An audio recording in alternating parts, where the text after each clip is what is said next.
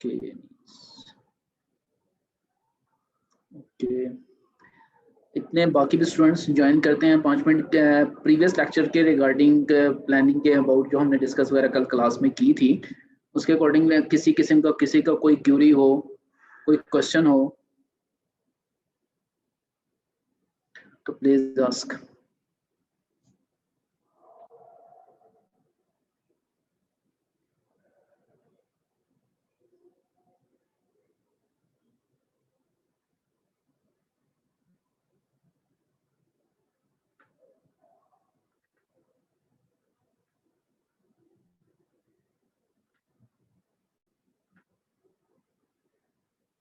जी अशर, अनीस, सबको क्लियर है? अच्छा जी,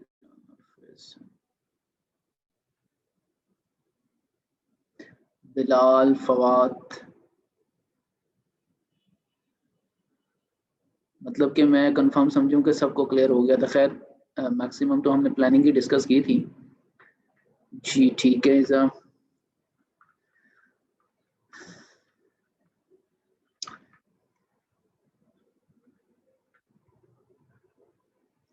कल हमने कुछ इंट्रोडक्शन पढ़ा था लॉ का, लॉ की डेफिनेशन हमने पढ़ी थी कि लॉ क्या होता है, कि सेट ऑफ रूल्स और a system of rules conduct design and force by the state. हमने कुछ मर्केंटाइल लॉ पढ़ा था, उसकी डेफिनेशन हमने पढ़ी थी मर्केंटाइल लॉ क्या है, और चार्टर्ड अकाउंटिंग या अकाउंटेंसी बॉडी या अकाउंटेंट्स या अकाउंटिंग जो आपकी क्वालिफिकेशंस हैं अकाउंट्स के रिलेटेड, उनको लॉ क्यों पढ़ना चाहिए, वो हमने कुछ डेफिनेशन वगैरह कुछ हमने आइडिया क्लियर किए थे। प्रैक्टिकल लाइफ में कैसे जरूरत पड़ती है वो हमने कुछ आइडियाज क्लियर किए थे। आज हमने स्टार्ट करना था next topic, sources of law in Pakistan, कि पाकिस्तान में लॉ के सोर्सेज मिनिमम कौन कौन से हैं, किस किस सोर्सेज के थ्रू हमें लॉ की बेसिस हमें मिल सकती हैं, वो हम डिस्कस करते हैं आज। चलें, sources of law in Pakistan. देखिए हर चीज़ का कोई ना कोई एक सोर्स ज़रूर होता है कि जहाँ से वो इनिशिएट किया होता है, या इनिशिएट होने के बाद एट द एंड पर जाकर कुछ ना उसमें अमेंडमेंट्स आती रहती हैं। कुछ हम साइंस में कभी हमने रूल पढ़ा था, पहले ऑब्जर्वेशन होती हैं, फिर उसको तज्जिया वगैरह किया जाता है, उसमें चीज़ें अमेंडमेंट अगर कोई चीज़ होती हैं फाइनलाइजेशन तक टच होता है। इसी तरह इसमें भी कुछ प्रोसेसेस होते हैं, लेकिन सबसे पहले हमें सोर्सेज है कि एक्चुअली हमें मिला कहाँ से, ये चीज़ें इनिशिएट कहाँ से होती हैं। देखो छोटी सी बात है, कहीं ना कहीं सोर्स जरूर होता है। एक तो होता है कि यार प्रीवियस जो लॉ हमने पढ़ा हुआ है, ठीक है, एक वो सोर्स हो गया। एक उसमें लॉ में हमारे रिचुअल्स, कुछ रसूमात वगैरह जो होती हैं, जो ट्रेडिशंस वगैरह होती हैं, उनसे भी हमें कुछ रोल मिल जाते हैं, लेकिन जब तक हम उनको वैल्यू नहीं देते तब तक वो लॉ की पार्ट नहीं बनती हैं। सेकेंडली, इस तरह कुछ डिसीजंस होती हैं आपकी, कि डिसीजन मेकिंग, कुछ जजमेंटल जो अप्रोच होती है, उसने जाहिर बात है कि लॉ को मद्देनजर रखते हुए विद द ऑब्जर्वेशन, जो वो जज एक ऑब्जर्व करता है उससे भी डिसीजन मेकिंग होती है, वो भी एक हमारे पास सोर्सेज ऑफ लॉ बन जाता है कि यार फलां डिसीजन में ऐसे हुआ था तो हमें इसमें क्या करना चाहिए। क्योंकि बहुत सारी चीजें हैं लॉ की विद रिस्पेक्ट टू टाइम, जिस तरह हमने कल भी हमने पढ़ा था कि सोसाइटी के साथ साथ चेंज आती रहती है लॉ में, लॉ इज नॉट स्टैग्नेंट। तो अब कुछ सोर्सेज ऑफ लॉ हैं जो कि हम यहाँ पर डिस्कस करेंगे। Law consist of the rules that regulate the conduct of the individuals, businesses and other organization within a society. ये कल भी हमने पढ़ा था कि कंसिस्ट किस पे होता है, रूल्स पर। The legal system is right from the English common law is, I think सबको ही पता है कि हमारा इजारा गसारन ने इंग्लैंड से एज इट चल रहा है, उसमें अमेंडमेंट हमने की हुई है। जिस तरह हमें ये भी पता है कि constitution of 1973 as well as Islamic law, sharia जिसे हमने कहा हुआ है।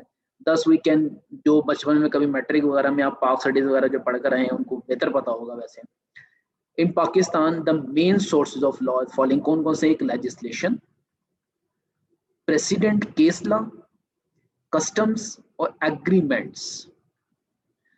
हम चारों यहाँ पर डिस्कस करते हैं। सबसे पहले तो है लेजिस्लेशन। जिस तरह एक हमारे पास सोर्स ऑफ लॉ, जिस तरह English common law is also the source, कहते हैं it is the law created by the parliament and other bodies to whom it has delegated authority. मतलब कि कहाँ से थे, पार्लियामेंट, जिस तरह हमने बचपन से नाम सुने हुए कि यार कौमी असम्बली है, ये इसकी असम्बली है, ये इसकी असम्बली है, वहां पर लॉ जो पेश किए जाते हैं, या पार्लियामेंट जो क्रिएट करती है और जो दूसरी बॉडी जिनको एक डेलीगेट अथॉरिटी दी गई है कि यार वो उस चीज के बारे में सोचें, इस बारे में रद्दो बदल को जो कुछ भी है लॉ के अंदर अमेंडमेंट वगैरह चाहिए होती हैं तो वहां से इनिशिएट होती है। कहते हैं it includes the act of the parliament, the ordinance promulgated by the president of Pakistan and the delegated legislation.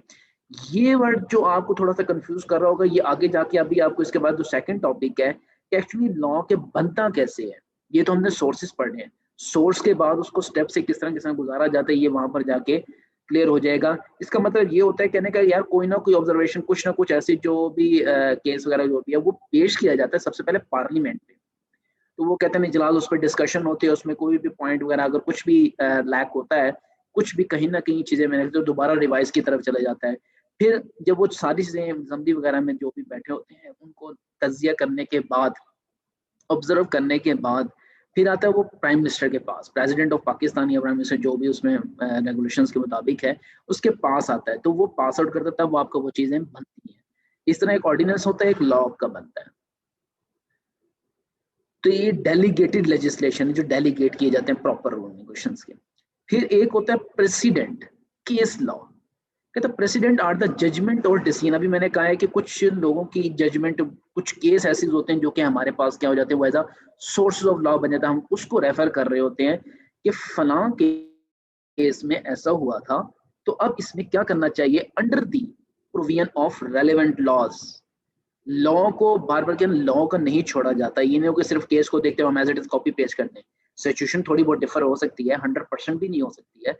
तो with the observation of law हमने डिसीजन, हमने judgment of superior court which are binding on the subordinate court, like supreme court subordinate जो court होती है, high court है, उसको क्या करते हैं, जाहिर बात उससे सुपीरियर है। इसी तरह कुछ हैं कस्टम्स, मैंने अभी बात की थी, कुछ कस्टम्स, कुछ रिचुअल्स, कुछ हमारे पास ट्रेडिशंस वगैरह जो होते हैं। जैसे बहुत सारे गांव में जो अगर देहात वगैरह से प्रीवियस वाले इलाके से हम पुराने जमाने की अगर बात करें, वहाँ पर पंचायत सिस्टम हुआ करता था। ये आजकल की जज वगैरह, ये कोर्ट्स वगैरह इतनी नहीं हुआ करती थी, लेकिन वो क्या है हमारे यहाँ उससे भी चीजें रिकवर हुई कि यार फलां पंचायत में कोई ऐसा फैसला हुआ था इंसाफ की बेसिस पर, तो उसको जब हम वैल्यू देने लगते हैं, जब उसको हम बिलीव कर देते हैं, तब हमारे पास क्या होती है, वो एक लॉ का एक क्रिएशन बन जाती है। कहते हैं certain customs, practices and belief are so vital and intrinsic part of a social and economic system that they are treated if they were laws, जैसे लाइक शरिया लॉज हमने बताया। ये जब हम बिलीव्स की बात करते हैं कि कस्टम एक्चुअली बनते कैसे हैं,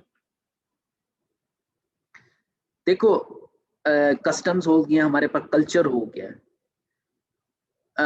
इंशाल्लाह हम इस आज ही के टॉपिक में ना थोड़ा सा एंड पर ना 10-12 मिनट निकालेंगे। एक्चुअली जिस तरह आप लोगों ने कुछ लॉ के अंदर पढ़े होते हैं, एक्चुअली बंदे की ना पर्सनैलिटी बनती कैसी है, वहाँ से कुछ लिंक निकला है। प्रैक्टिस ये इस लेक्चर के एंड में ना इंशाल्लाह कोई पर्सन, कोई स्टूडेंट मुझे याद करवा दीजिएगा। अगर मैं भूल गया, कोशिश करूंगा भूलूं ना, तो वहाँ पर आपका ये टॉपिक क्लियर कर दूंगा एक्चुअली बिलीफ का मतलब यहाँ पर कस्टम्स में लिया क्यों जा रहा है। थोड़ा सा कि एक ऑर्गेनाइज बिहेवियर की तरफ निकल जाता है, वो साइकोलॉजिस्ट सब्जेक्ट की तरफ नहीं निकल जाता है। वैसे खैर करक्स होकर ना मैं आपको शेयर कर दूंगा कि मतलब कि इन शॉर्ट है, जब हम कल्चर को उनको वैल्यू देने लगते हैं, कुछ इंपॉर्टेंस देने लगते हैं, तो हमारे पास लॉ की शक्ल इख्तियार कर जाती है। इसी तरह कुछ एग्रीमेंट्स होते हैं।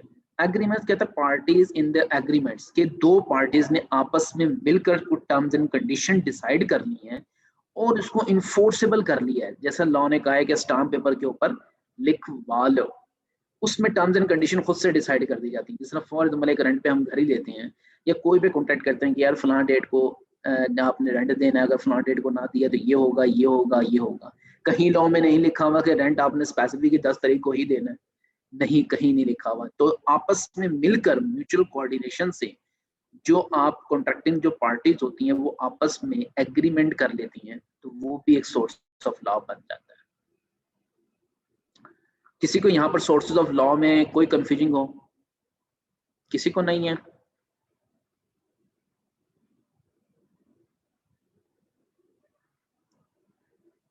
चलें जी, क्लियर हो गया है सबको?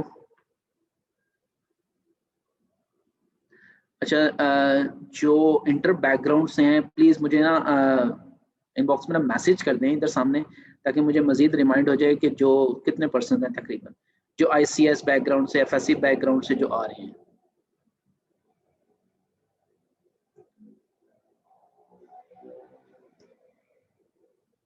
शाइजा आप भी FSC से हैं? Any other person?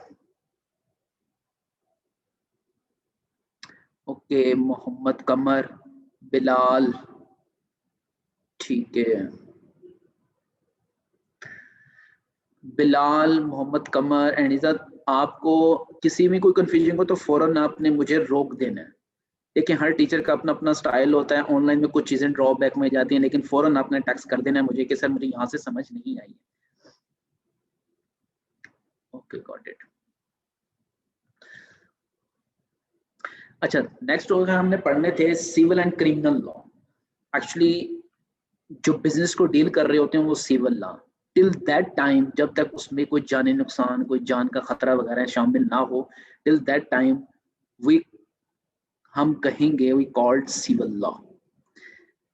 There are several branches of the law, each deals with the different area of law. Actually देखें, जिसने वो लॉ का इंट्रोडक्शन, लॉ जो बेस बनता है ना, हमेशा बेसिस ऑफ द लॉ जो होती है वो इक्विटी बेस होती है, इंसाफ की बेसिस। जो भी लॉ डिस्कवर होता है वो हमेशा इक्विटी की बेस पर डेवलप होता है, इक्वलेंस की बेसिस पर, इररिस्पेक्टिव सिविल लॉ है, क्रिमिनल लॉ है, व्हाटएवर जो भी है आपके, कहते हैं each deals with a different area of the law and legal relationship. Two major branches of the law are civil law and criminal law. Major branches है हमारे पास।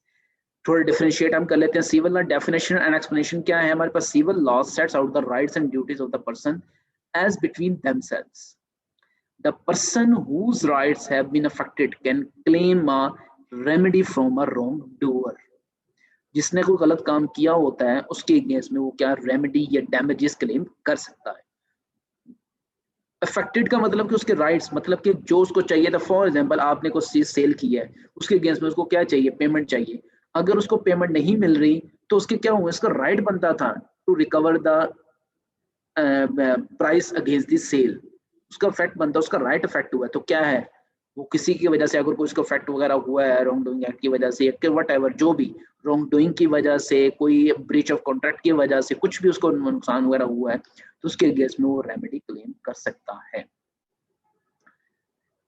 And violation of the civil law is a tort like wrong doing but it's not a crime till that time जब तक इसमें जान involve नहीं होगी। और civil case might therefore be identified as Tanveer Wais Khatri, where a case is brought to the civil court. दोनों भाई जाते हैं, भाई तनवीर द प्लांटिफ है, जिसको कहते हैं कि आपने कॉमन लाइफ में नाम सुना होगा, एक मुद्दई पार्टी होता है, एक मुद्दले पार्टी होती है। Who is making the claim against Khatri the defendant, मतलब कि उसके अगेंस्ट में जो पार्टी जिसने दावा दायर किया प्लांटिफ, और डिफेंडेंट दूसरी पार्टी है, उसको डिफेंड करेगी कि यार नहीं मैंने ऐसा नहीं किया। इस तरह क्रिमिनल लॉ की अगर हम बात करें, criminal law is concerned with the conduct that is considered so undesirable that the state punishes person who transgress. Criminal law के केस में स्टेट इन्वॉल्व हो जाती है। स्टेट का मतलब गवर्नमेंट के रूल देने का मतलब कि यार गवर्नमेंट इसमें इन्वॉल्व हुई थी। फॉर एग्जाम्पल हम कहते हैं एक पर्सन का रोड के ऊपर डेड बॉडी पड़ी हुई है, एक रोड पे पड़ा हुआ है, और उसकी डेथ किस तरह हुई है? मर्डर किसी ने किया है, कोई पर्सन नहीं है, कौन उसके खिलाफ केस करेगा? यहाँ पर गवर्नमेंट इन्वॉल्व हो जाती है। देखो जाहिर बात है, जो सिविल लॉ मैंने ऊपर कहा कि एग्रीमेंट की बेसिस पर सिविल लॉ और रॉन्ग, दो पार्टीज ने आपस में मिलकर कोई ना कोई म्यूचुअल कोऑर्डिनेशन से एग्रीमेंट किया होगा, तभी तो कुछ ना कुछ किसने ब्रीच ऑफ कॉन्ट्रैक्ट किया है। लेकिन कोई बंदा कह सकता है कि यार दो पार्टीज ने आपस में, किसी के सामने शो नहीं किया जा सकता कि यार दो पार्टीज ने आपस में मिलकर स्टाम्प पेपर पे लिखा है कि मैंने तनवीर को मारना है, तो उसके अगेंस्ट में जो खतरी, फॉर एग्जाम्पल यही हम नाम लेते हैं, तो उसने मुझे अगेंस्ट में पैसे करने हैं कि यार स्टाम्प पेपर के ऊपर लिख लो। कोई पर्सन ऐसा जिसने ऐसा कोई देखा है कुछ? जी बारिया, आपने देखा कभी ऐसा हुआ हो कि यार दो बंदों ने आपस में मिलकर स्टाम्प पेपर पे जो है ना रिश्वत लेने के लिए उसको स्टाम्प पेपर पे कर लिया है, या मर्डर के केस में स्टाम्प पेपर में उसको इन्फोर्सेबल बाय लॉ कर लिया या एग्रीमेंट कर लिया? कोई स्टूडेंट, किसी ने नहीं देखा?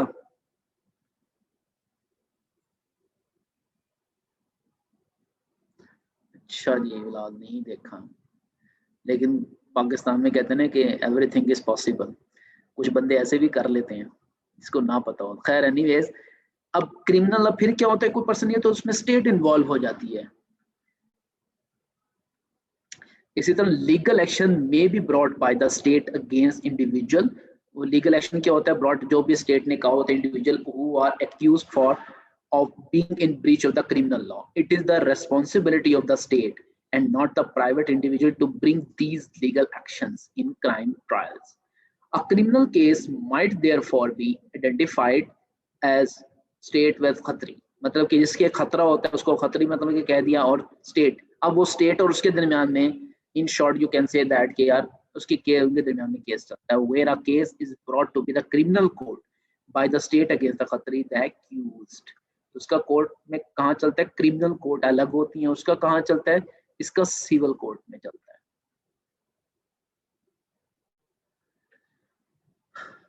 Purpose,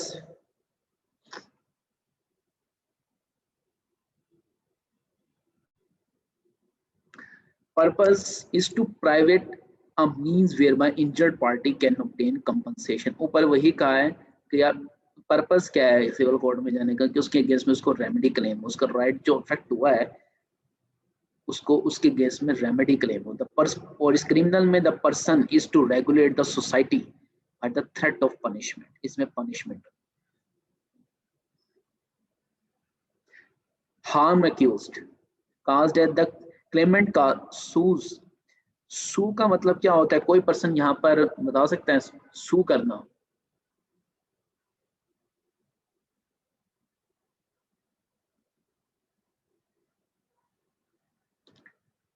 ji Ashar,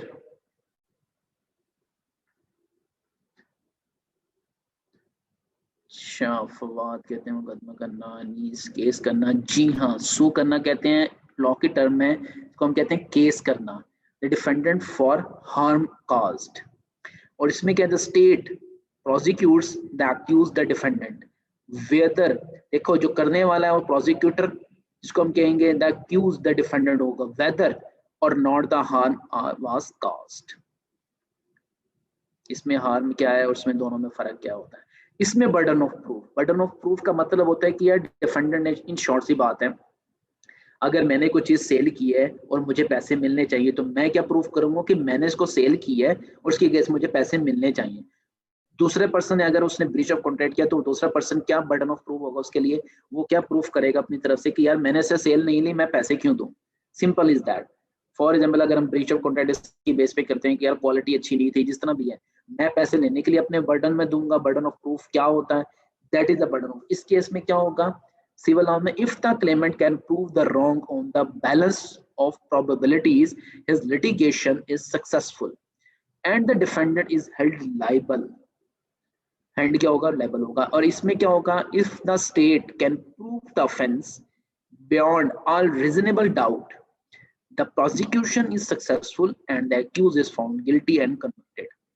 simple is that. वो प्रूफ करेगा नहीं, या स्टेट करेगी नहीं इसने कत्ल किया है, या शवाहिद की बुनियाद पर, ऑब्जर्वेशन की बुनियाद पर, उसको हम कहते हैं ना विटनेस की बुनियाद पर, वो प्रूफ करेगा अपने आप को, डाउटफुल क्रिएट करेगा कि यार as an prosecution is successful अगर हो जाता है and the accuse is found guilty तो एंड कन्विक्टेड कहलाएगा।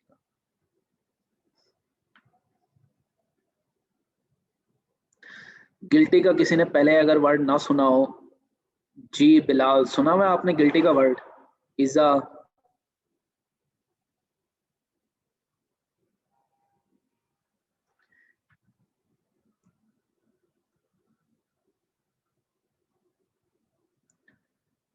जी अच्छा आपने सुना हुआ है, मैं इनसे पूछ रहा हूँ बिलाल आपने सुना हुआ है, आवाज आ रही है बिलाल आपको।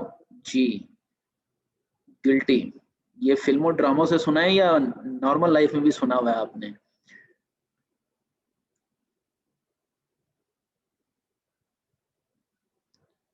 जी अशर, अच्छा नॉर्मल में सुना हुआ है बिलाल आपने। अशर आपको आवाज आ रही है।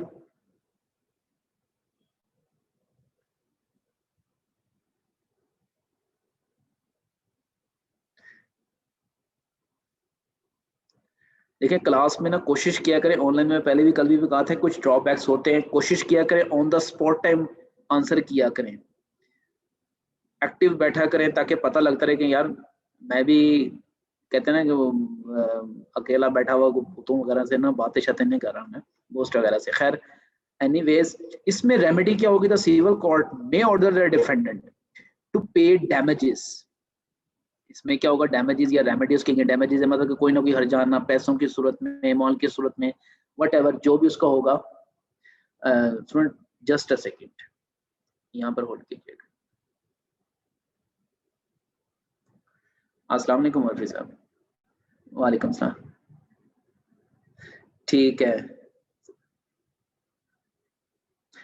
एक 40 पे किया, डन कर दिया।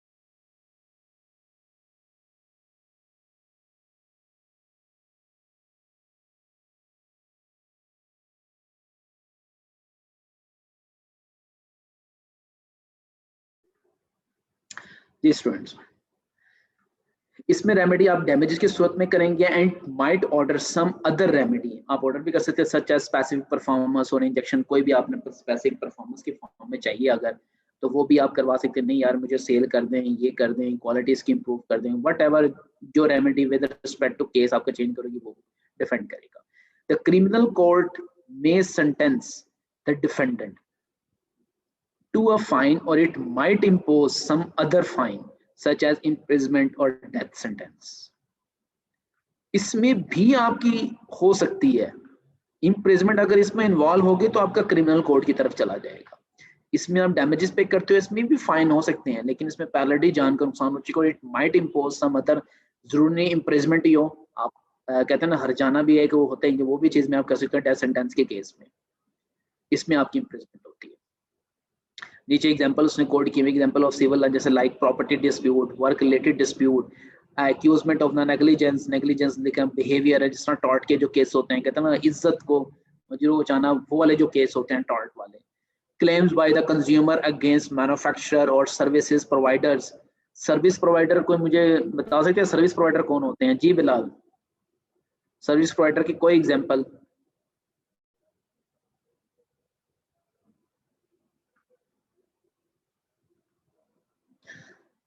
ओके लाइक लॉयर्स, ठीक है गुड। इसी तरह सर्विस प्रोवाइडर के भी केस आगे, commercial disputes between business entities, like commercial laws आ गए आपके पास। कुछ कॉपीराइट डिस्प्यूट, देखना एक बंदे का कॉपीराइट बना होता है कि यार ये ट्रेडमार्क हो गया, नाम रजिस्टर्ड हो गया। अच्छा बिलाल कह रहे हैं कि टॉर्ट का मतलब क्या है? टॉर्ट का देखो ये वो होते हैं जो कहते हैं ना कि यार इसकी इज्जत पे हरफ आ गया, ये वो वाले केसेस होते हैं। नेग्लिजेंस बिहेवियर जिसको हम कहते हैं ना, इन शॉर्ट बदतमीजी, misbehave, negligence of the behaviour, उसके केस में भी आते हैं ये टॉर्ट वाले जो केस होते हैं। या आपकी रेप्यूट थोड़ी सी बर्बाद हो गई है, ये हो गया, उस तरह के जो केसेस होते हैं उसको हम टॉर्ट का लफ्ज लेते हैं लॉ के अंदर। अच्छा बिलाल, आज आपकी पहली क्लास है। खैर कल भी इतना हमने कोई खास डिस्कस नहीं किया था, तो कल वैसे हमने प्लान ही मैक्सिमम शेयर किया था, सिर्फ हमने फर्स्ट पेज ही कल क्लास में पढ़ा था कि definition of the law, mercantile law, main source अब हम आज ही पढ़ रहे हैं।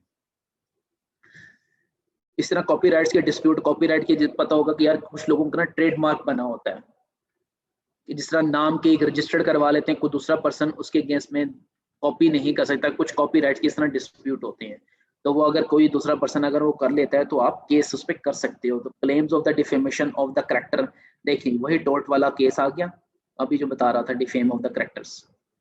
इस तरह dispute about the एलिज्ड breach of the contract, ये कॉन्ट्रैक्ट एक्ट में पड़ेगा। ये सारे पार्ट की एग्जांपल क्या है कि सिविल लॉ के अगेंस्ट में। क्रिमिनल लॉ सीधी सीधी बात है, पाकिस्तान पैनल कोड इसका डिस्कशन करता है, PPC. Anti money laundering act आ गया, prevention of the electronics crime, it is act extra वगैरह एक्ट वगैरह, ये आपकी सारी चीजें आ जाती हैं। Like simple is that murder case Pakistan penal code में सारे के सारे मर्डर ये आ जाते हैं पास। अच्छा फर्दर है कि एप्लीकेशन ऑन बिजनेस, बिजनेस में हम अप्लाई अब कैसे कैसे चीजों को हम लेकर चलते हैं। कि the many of the legal aspect, अभी तक जो आपको याद करने की, एक तो ये difference civil and criminal law का डिफरेंस आ गया, ये कुछ आपके सोर्सेज ऑफ लॉ, ऊपर वैसे भी आपको एक्सप्लेनेशन दी थी, डेफिनेशन आपकी क्लियर होनी चाहिए, दैट्स इट, कंटेंट्स आपके पूरे हो।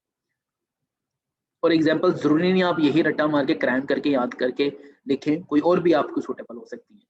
और फर्दर आपके है application on business, many of the aspects of the commercial and business law are aspect of the civil law, but the criminal law may also apply। जैसा मैंने भी कहा कि इसमें क्रिमिनल टिल दैट टाइम, जब तक कोई जान नुकसान वगैरह शामिल ना हो तो उस टाइम तक ये सिविल लॉ है, बट क्रिमिनल लॉ भी आपका अप्लाई हो सकता है। For example fraud and money laundering are criminal activities that may occur in business, क्योंकि उसमें इम्प्रिजमेंट वगैरह भी हो सकते हैं। कभी आपने सुना भी होगा ये फ्रॉड के केस में उसको कैद हो गई, कैद बामुशक्कत इसका वर्ड हम लेते हैं। It is also the important to remember that, ये फिर केस टू केस वेरी करेगा कि किसमें कैद चाहिए किसमें फाइन चाहिए, वो फिर जज डिसीजन मेकिंग करता है on the basis of observation, on the basis of witness, on the basis of discussion. It is also important to remember that the same action may be in the breach of criminal law and also a tort of civil law. In such a situation the action may give rise to, क्या करेगा, या तो criminal prosecution by the state या civil action by a private person claiming a remedy such as the damages। हम example देख लेते हैं कि suppose that a train company operates in a train service and there is a major accident involving loss of the life and injury to the passenger. The state may claim that the train company or the senior managers are guilty of a breach of the criminal law and bring a case in the criminal court. Individuals, simple is that उसने train company की बात की है कि train service से जिसकी वजह से एक मेजर एक्सीडेंट और लॉस हो गया और इंजरी टू द पैसेंजर पहुंची, तो स्टेट ने क्या किया कि यार ट्रेन कंपनी और या सीनियर मैनेजर जो थे उसके are guilty of the breach of the criminal law and bring a case in the criminal court में वो ले आए। Individuals who have injured in the crash and individuals who have lost a relative killed in the crash may bring civil action against the train company demanding compensation। वो criminal तो है ही, लेकिन वो कहते हैं जिसके जो इंजर्ड हुए हैं, जो जख्मी हुए हैं या जो मरे हैं, उनके जो रिलेटिव वगैरह जो भी उनके सरपरस्त वगैरह में जो भी हैं, वो इसको सिविल मैटर की तरफ भी लेके जा सकते हैं अगर वो डिमांडिंग कंपनसेशन करते हैं। सिविल एक्शन भी उसके अगेंस्ट में लिया जा सकता है। और business manager must therefore be aware of both the criminal law and civil law implication of their activities. ये डिस्टिंग्विश जो ऊपर डिफाइन किया हुआ है, यही डिफाइन किया हुआ है, डिफाइन किया हुआ है। नेक्स्ट वन आ जाते हैं basic structure of the constitution of Islamic republic of Pakistan.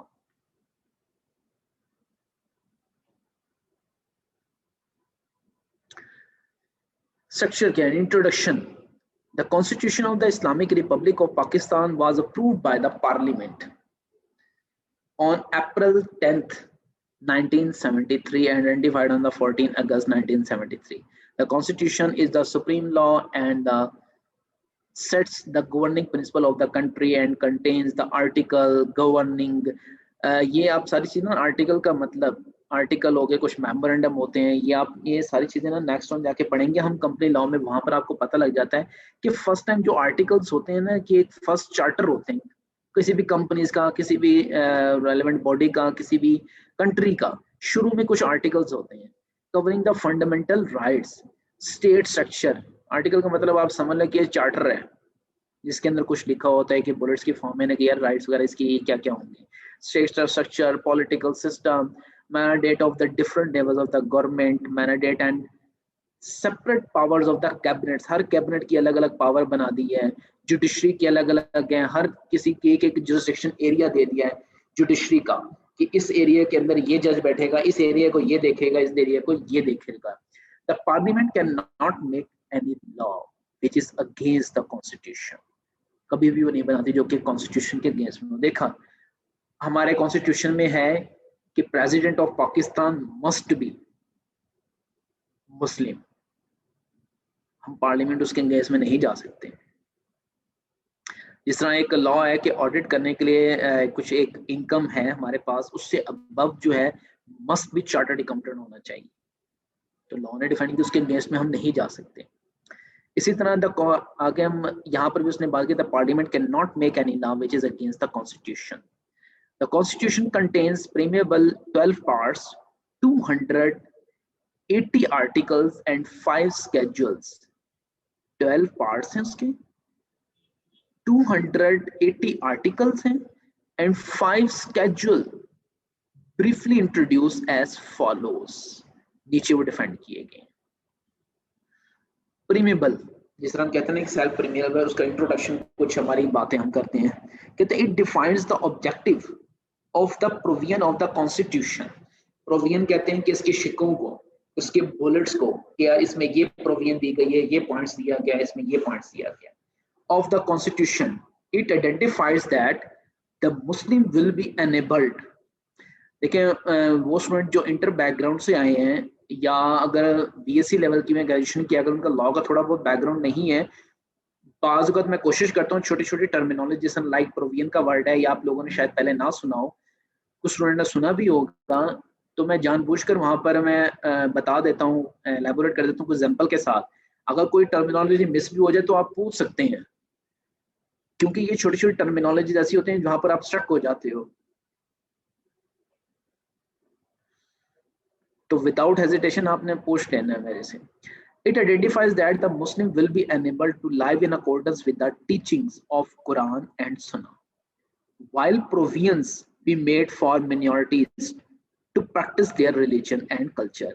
It also contains the guarantee of the fundamental rights. Simple as that. वो प्रीमेबल है कि हमारा कॉन्स्टिट्यूशन क्या करता है कि मुसलमानों के लिए है इन अकॉर्डेंस जो टीचिंग हमारे कुरान और सुन्ना की तालीम देते हैं, जो उसके बारे में हमारे पाकिस्तान जिस बिहाफ पर बना हुआ है, और क्या है मिनॉरिटीज में क्या है कि रिलीजन और कल्चर को उसको भी क्या किया जाएगा, हिफाजत दी जाएगी. It also entails the guarantee of the fundamental, को गारंटी जाती है कि आपके फंडामेंटल राइट्स क्या होंगे, पूरे होंगे. सेफ गार्ड, आपको तहफ़्फ़ुज़ मुहैया किया जाता है depress classes, securing independency of the judiciary, के जुडिशरी जो आपकी इंडिपेंडेंट है. सेफ गार्डिंग सॉवरेन राइट्स, ये आपके जो सॉवरेन राइट्स हैं वो उसको सेफ गार्ड आपको दिया जाएगा. पार्ट 1 में इंट्रोडक्शन में आपका ये आया था कि it identifies the country as the Islamic republic of Pakistan divided into 4 territories and defined the religion. अब तो आई थिंक 5 हो गए हैं.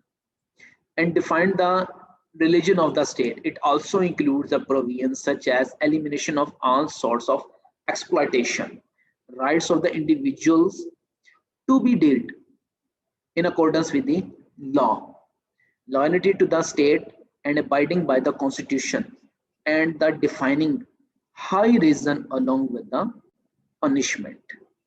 ये थोड़ा सा इंट्रोडक्टरी आ गया कि इस्लामिक रिपब्लिक होगा, एलिमिनेशन होगी of all sorts of exploitation, rights and individual to be dealed in according with the law, loyalty होगी टू द स्टेट के साथ, abiding by the constitution and the defining high. ये just आपके पढ़ने की और थोड़ा बहुत बुलेट भी अगर जेहन में रह जाए तो that is sufficient for your exam. ये मोस्टली ये वाली जो सारी चीजें हैं ये आपकी नॉलेज आपको बेस बनाने के लिए कि यार एक्चुअली लॉ है क्या, किस तरह डेवलप आपका हुआ है. पार्ट 2 है आपका fundamental rights and principle of the policy, ये आर्टिकल 7 to 40 है, ये 1 to 6, ये 7 to 40. It begins with the definition of the state and continues with detailing of the law regarding the fundamental rights and principle of the policy. Fundamental rights includes law that deem void which are inconsistent with the fundamental rights. Fundamental rights उसने क्या है कि include वो भी होते हैं laws that deem void which are inconsistent with the fundamental rights के against में आपके होते हैं. Safeguard regarding arrest and detention, prohibition of the slavery, child labor. void is a void. देखो हमने लाइफ में वैलिड का तो ग्राफ सुना हुआ है आपने, या वैलिड का भी नहीं सुना हुआ? जी, वैलिड का जो रेसिप्रोकल होता है, जो हम कहते हैं कि उलट होता है, वो वाइड होता है. वाइड होता है जो काम, इन शॉर्ट सी बात है कि लॉ ने कहा है ये करना है, आप कहते हो नहीं करना, जो नहीं करोगे वो वाइड होगा. लॉ में जो चीज वैलिड है उसके अगेंस्ट में जो भी आप चीज जाओगे वो वाइड होता है.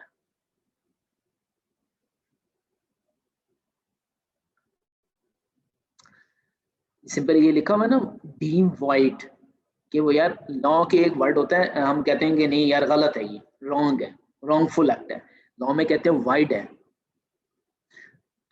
which are inconsistent with the fundamental rights safeguarding arrest and detention, prohibition of the slavery, child labor and all forms of the forced, right to the inter lawful profession and trade, rights to education and safeguarding against discrimination. It is et extra. In short उस पर title भी दिया हुआ है कि fundamental rights and principle of the policy, fundamental rights को उसने observe करना है आपने। तो सेकंड पार्ट जो है कंटेन्स द पॉलिसी, उसके बारे में पॉलिसी बनाएगी, discouraging the prejudice and discrimination, providing free and compulsory education, fostering goodwill and friendly relating among all Nations. 40 तक ये था कि 41 to 100 ये आगे के फेडरेशन ऑफ पाकिस्तान, इसमें आपको बयान किया गया eligibility of the president of Pakistan की क्या एलिजिबिलिटी है, क्या उसका टर्म्स एंड ऑफिस होगा, पावर वेस्टेड उसको कौन कौन सी दी जाएंगी इस पोजीशन पर, रिमूवल ऑफ द प्रेसिडेंट कब होगा, job responsibilities, limitation such as exercising function in accordance with the advice of the cabinet और प्राइम मिनिस्टर क्या क्या है, उसमें ये फेडरेशन ऑफ पाकिस्तान की जो है उसमें डिफाइन की गई है। The part also includes the information about the composition, duration, meetings of the parliament, senate, qualification and disqualification of the members of the parliament, introduction and passing of the bills, etc. Next होना है कि 101 से लेकर 140A तक है province. वो हमें पता है कि हर प्रोविंस का अपना अपना जो फंक्शन होगा वो इसमें एलैबोरेट किया गया है कि it include the certain entails composition and function of the provincial government and governor. It also includes the financial procedures such as the provincial consolidated fund and public account or procedure relating to the annual budget statement and ordinance. इसी तरह relation between federation and province.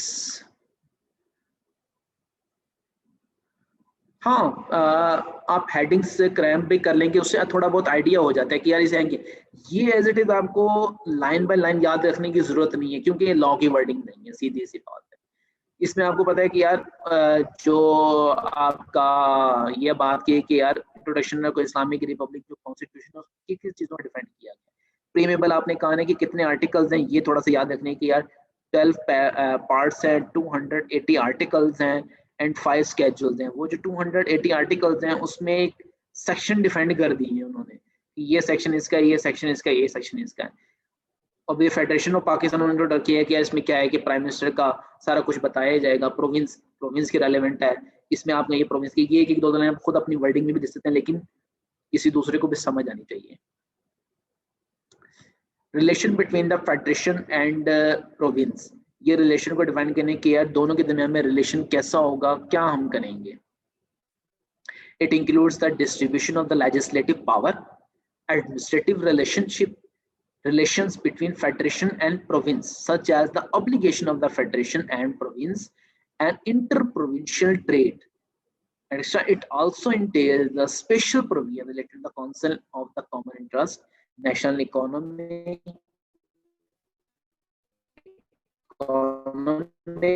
council, broadcasting and casting, जिसमें हम यहाँ पर सोचते हैं कि यार पंजाब गवर्नमेंट कर रही है तो सिंध गवर्नमेंट ये कर रही है, तो इन दोनों के फॉर एग्जांपल हम कहते हैं कि यार किसी हम ऑर्गेनाइजेशन में एज अ जॉब होल्डर जाते हैं हम, लेजिस्लेटिव मीनिंग का मतलब है कि जो लॉ की मीनिंग होते हैं, लेजिस्लेटिव जो लॉ ने कहा हुआ है आपको, that is the legislative meaning कि लॉ में क्या कहा गया, लॉ के मुताबिक क्या है आपका। देखो हम एग्जांपल में कोड कर रहे थे, किसी ऑर्गेनाइजेशन में जाके हैं, हमारा जो इंटरेस्ट होता है वो अल्टीमेटली हिट होना चाहिए ऑर्गेनाइजेशन के हिट इंटरेस्ट को, कि अल्टीमेटली हमने ऑर्गेनाइजेशन को बूस्ट अप करना है, आपका इंटरेस्ट बाद में, ऑर्गेनाइजेशन का इंटरेस्ट पहले, तो तब ऑर्गेनाइजेशन चलती है। इसी तरह यहाँ पर रिलेशन की बात होती है कि ओवरऑल जो करना है आपने पूरी इकोनॉमी का घेरना है। ये नहीं होता कि सिंध अपना सोचे, पंजाब अपना सोचे, नहीं, ओवरऑल जो ओवरऑल आपके जो ग्रो अप होना चाहिए ओवरऑल इकोनॉमी का होना चाहिए, ओवरऑल पाकिस्तान। नेक्स्ट होना है कि 180 से 174 जो है आपका, it includes the distribution of the revenue, देखिए ना, finance, property, contents and suits, इसमें क्या होगा, federation and province and other financial provision such exemption and imposition of the certain taxes वगैरह किस पर लगाना है किस पर नहीं लगाना, borrowing of the by the federal and provincial government appointment power, function of the auditor general of Pakistan. This part also includes provision regarding property, contract, liability issues. I think सारे वर्ड आपके रेलेवेंट ही हैं. Boring का आपने सुना कहीं पर, मेरे ख्याल से जो इंटर बैकग्राउंड से हमें कोई पर्सन ऐसा को लाइबिलिटी का पहली दफा वर्ड का पता लग रहा है कि यार लाइबिलिटी का मतलब क्या होता है. लाइबिलिटी का वर्ड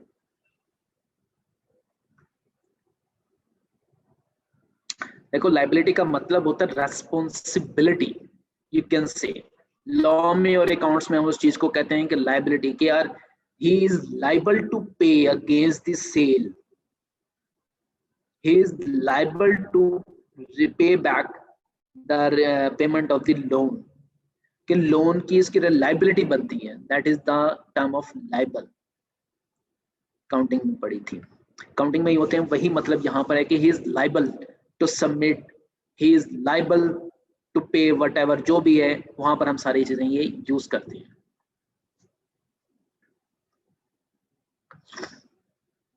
नेक्स्ट 175 to 212, ये इसमें क्या है, जुडिशरीज. इसमें हम वो reestablishment, jurisdiction, functions of the courts वगैरह डिफाइन किए गए हैं सारे. इसी तरह आगे इलेक्शन कैसे कैसे होंगे ये उसका आर्टिकल है. Chief election commission of Pakistan election commission along with the electoral laws and conduct of the election कैसे कैसे आपके होंगे वो इसमें डिफाइन किए गए हैं. इस तरह इस्लामिक प्रोविजंस हैं कि includes related to the holy Quran and Sunnah along with the composition and function of the Islamic council. इसको डील करते हैं. इमरजेंसी प्रोविजन जिसको हम माशाल्लाह का लफ्ज है, तो उस केस में क्या होगा. इट इंक्लूड्स द प्रोक्लेमेशन, हाल हो जाए, कोई हंगामी सूरत हाल हो जाए, internal disturbance, power to suspend fundamental rights during emergency period, revocation of the proclamation, उस केस में क्या होगा. इसी तरह उसमें किसको पावर वेस्ट की जाएगी, किसको नहीं की जाएगी. इसी तरह यहाँ पर आगे जो है अमेंडमेंट ऑफ दी कॉन्स्टिट्यूशन, अगर अमेंडमेंट चाहिए होगी वो किसके थ्रू होगी, पार्लियामेंट के थ्रू होगी. ये आगे आप लॉ का जब मेकिंग का प्रोसेस भी है ना, उसमें भी आपको पता लग जाएगा. मिसलेनियस, ये कुछ अदर देन दैट है जो इन सारों में ऊपर वालों में इंक्लूड नहीं होते कि मिसलेनियस कुछ आर्टिकल है इसमें. It includes establishment and constitution of the public service commission, command and function of the armed force. Moreover, it comprises the definition, administration of the tribal areas, protection to president, governor, minister, national language, exercise, सारी चीजें उसमें involve हो जाती हैं, like arm forces वगैरह जिस तरह भी चीजें. स्केड्यूल हमने बात की थी कि यार 280 article and 5 schedule. First schedule किसको डिपेंड करता है कि loss exempted from the operation of the article, वो इसमें आर्टिकल पाए गए हैं कि जो इसमें डिपेंड किए कि वो इसमें डिपेंड किए गए हैं आपके पास. Second schedule election of the president की हमने बात की है. स्केड्यूल, किसी को डिफरेंस पता है कि आर्टिकल और स्केड्यूल में, कोई पर्सन यहाँ पर मुझे डिफाइन कर पाए कि आर्टिकल और स्केड्यूल में फर्क क्या होता है. टिपिकली मुझे कॉमन सेंस में सिर्फ इजी वर्डिंग मुझे समझाने की यार क्या डिफरेंस हो सकता है.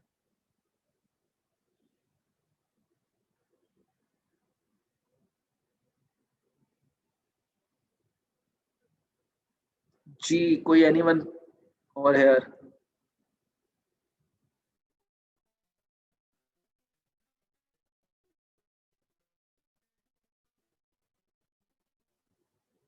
मदारिफ, अमर, कोई एनीवन पर्सन?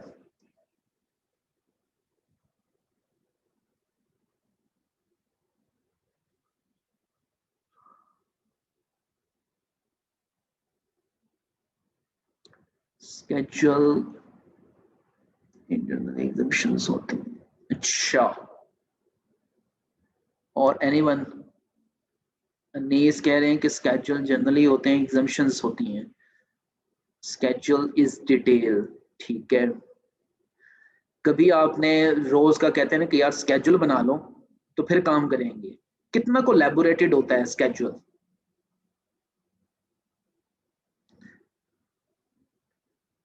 इतनी डिटेल नहीं होती है स्केड्यूल में, टू द पॉइंट होता है कि यार कैसे कैसे किस तरह की. तो स्केड्यूल जब आप चीजें, जैसे कल ही मैंने आपको स्केड्यूल डिस्कस किया है, क्या था, तो पूरी बुक थी. शायद अब आपको इजी वे में समझ आ गया होगा कि स्केड्यूल लैबोरेटेड इतना नहीं होता। इसी तरह थर्ड स्केड्यूल है कि ऑथ ऑफ द ऑफिस। कोई पर्सन जिसको ओथ के बारे में ना पता हो, ओथ का मतलब होता है कि इसके अंदर ना कसम उठाना, ओथ लेना। हम कॉमन वर्डिंग में हम कह सकते हैं कि सॉरी एक सेकंड, शेयर ऑफ ये रेक्टेंगल की वजह से मैं कर देता हूँ।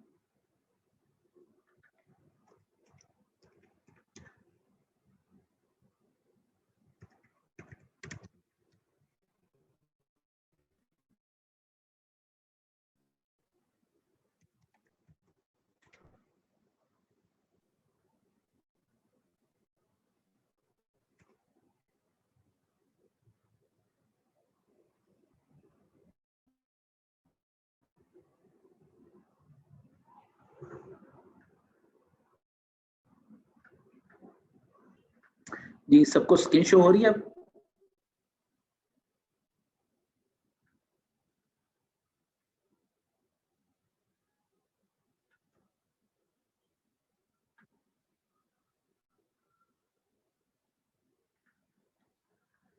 ओके देखें, ओथ का मतलब वो कहते हैं ऑफिस के लिए पहले कहते हैं ना कि कभी आपने सुनोगे जब प्रेसिडेंट ले रहा होता है ना अपनी डेजिग्नेशन को टेक ओवर कर, तो उससे पहले एक ओथ लेता है कि यार इस तरह के काम है, ये मैं नहीं करूंगा। वो चीजें होती हैं कि फोर्थ स्केड्यूल में लेजिस्लेटिव दिस दी होती है, और फिफ्थ स्केड्यूल में एक remuneration in terms of the condition of the services of the जज इन्वॉल्व होती है इसमें। सेकंड वन हमने ऊपर हमने पढ़ लिए हैं, यही हमने बात की थी, क्या था कि 5 स्केड्यूल्स हैं, 280 जो है वो आर्टिकल्स हैं, एंड 5 स्केड्यूल आ गए, 12 पार्ट्स हो गए, 200 आर्टिकल्स एंड 5 स्केड्यूल। अब है कि आपका process of legislation as per the constitution. इसमें प्रेसिडेंट, प्राइम मिनिस्टर, सेनेट को डेफिनेट करने के डायरेक्ट पहले सबसे हम नीचे चार्ट पे आते हैं, देन आपको मैं अंडरस्टैंड कर देता हूँ।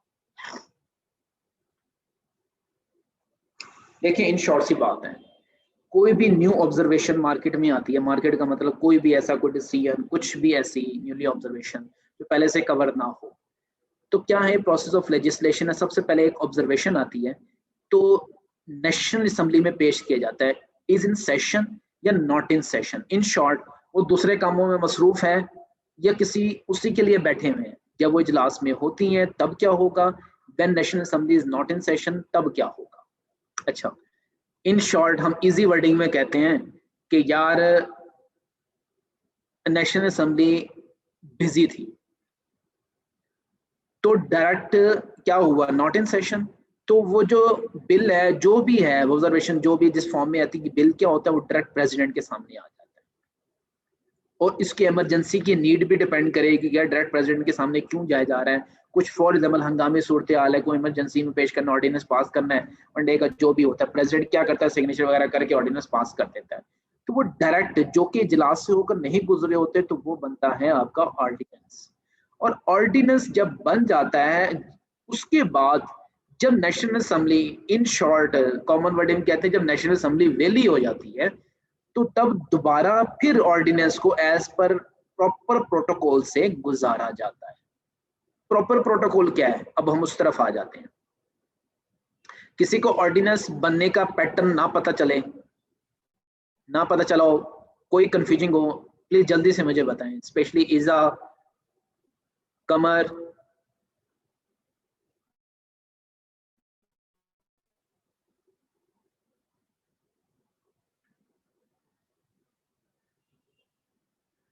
जी मोहम्मद आरिफ, बहुत कमिटमेंट का मतलब आ गया।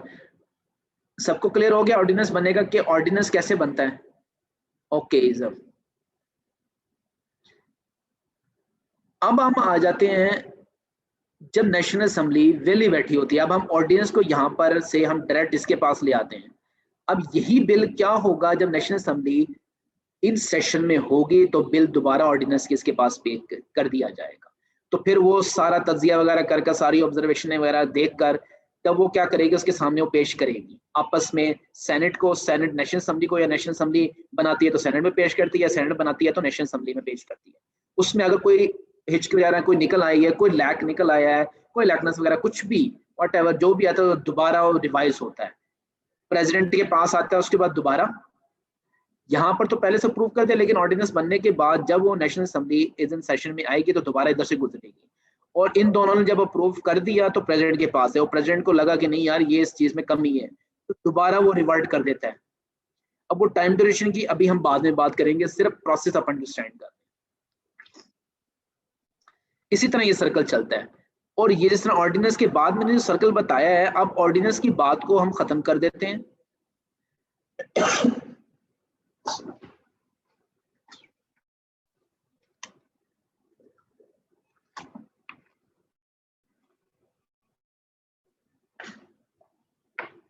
अब हम ऑर्डिनेंस की बात को खत्म कर देते हैं। अब हम स्टार्ट से आते हैं कि जब वो इस सेशन में होगी, इन शॉर्ट द वैली होगी, तो बिल डायरेक्ट ऑर्डिनेंस बनने से पहले वो यहां पर आएगा।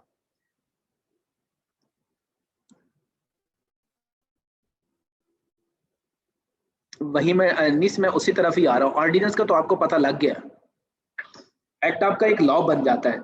लॉ आपका प्रॉपर प्रोसीजर के बाद बनता है। ऑर्डिनेंस समझ लो कि एक हंगामी सूरत हाल में ऑर्डिनेंस तो पास आउट हो गया, लेकिन जब वो पास आउट होने के बाद जब वो नेशनल असेंबली इस इन सेशन में आएगी या सेनेट वगैरह जो भी है, फिर दोबारा उसी प्रोसीजर से गुजरना है। ऑर्डिनेंस आपका ये हो गया कि जो हंगामी सूरत हाल में डायरेक्ट प्रेसिडेंट से होकर आता है, इस प्रॉपर पूरे प्रोसीजर से गुजर कर नहीं आता, उसको कहते हैं हम ऑर्डिनेंस। और ऑर्डिनेंस बाद में लॉ बन सकता है। हर लॉ ऑर्डिनेंस जरूर होता है, लेकिन हर ऑर्डिनेंस लॉ जरूर नहीं होता। लॉ जब तक ये प्रॉपर प्रोसीजर से होकर नहीं गुजरेगा जब तक नहीं आएगा। लॉ कैसे बनता है? सबसे पहले बिल पेश हो गया, ठीक है आपका, पहले हम अदर बिल की बात करते हैं, मनी बिल की हम बात करते हैं। इन शॉर्ट जो भी बिल है वो आपने किस में पेश किया, money bill direct national assembly में आएगा, और जो मनी बिल्स के अलावा जो है वो सेनेट में जाएगा, या फिर आपका नेशनल असेंबली में जो भी इन सेशन में होगी।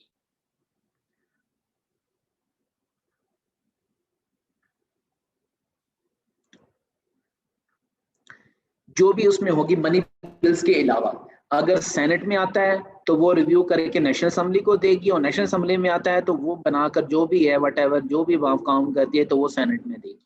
इन दोनों से जब होकर गुजरेगा, इन दोनों के बाद में जाएगा प्रेसिडेंट के पास, और इसके अलावा जो मनी बिल होगा वो डायरेक्ट नेशनल असेंबली में, सेनेट में, नेशनल असेंबली से डायरेक्ट उसके पास चला जाता है, प्रेसिडेंट के पास।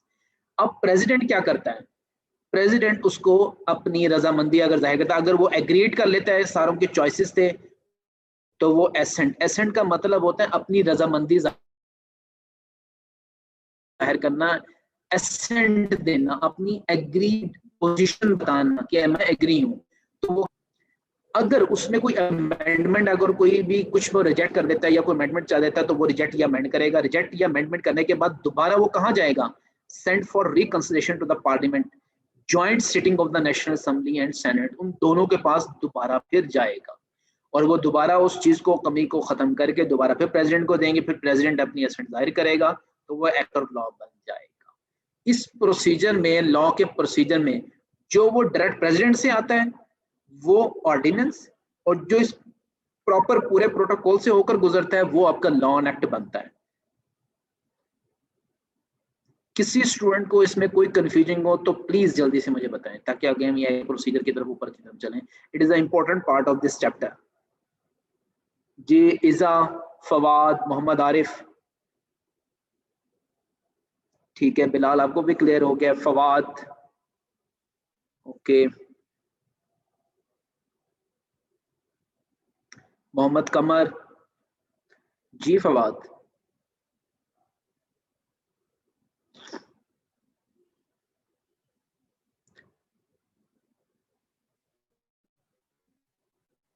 ठीक है, क्लियर है।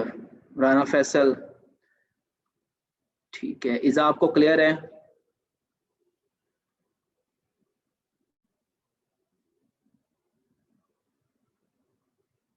Okay, no proceed.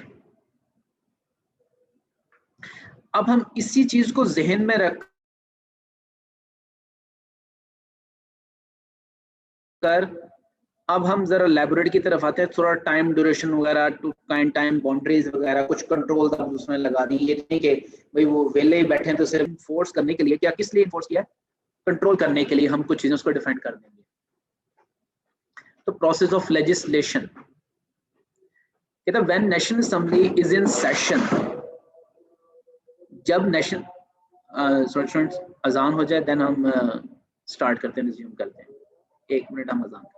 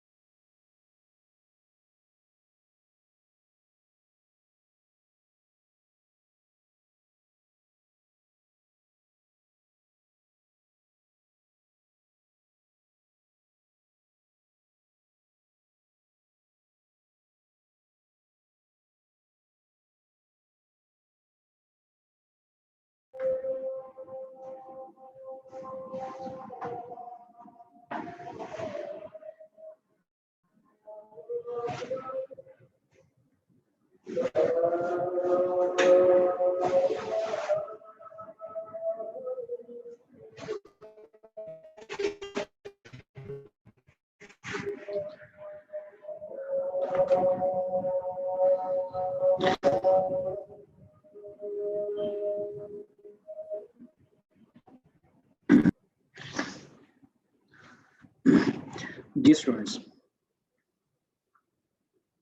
सबसे पहले हम उसकी गवर्नेंस स्ट्रक्चर के बारे में करेंगे। प्रोसेस ऑफ लेजिस्लेशन, आपने तीनों का नाम सुना, president, senate and national assembly. Actually ये तीनों चीजें हैं क्या क्या। सबसे पहले हमने कहना है कि Pakistan has a federal parliamentary system of the government with the president as the head of, ये हमें पहले बताया कि यार president as the head of state होता है, properly elected prime minister as a head of government होता है। The federal legislature is a bicameral Majlis Shura parliament and composed of the president, national assembly, lower house and senate, upper house।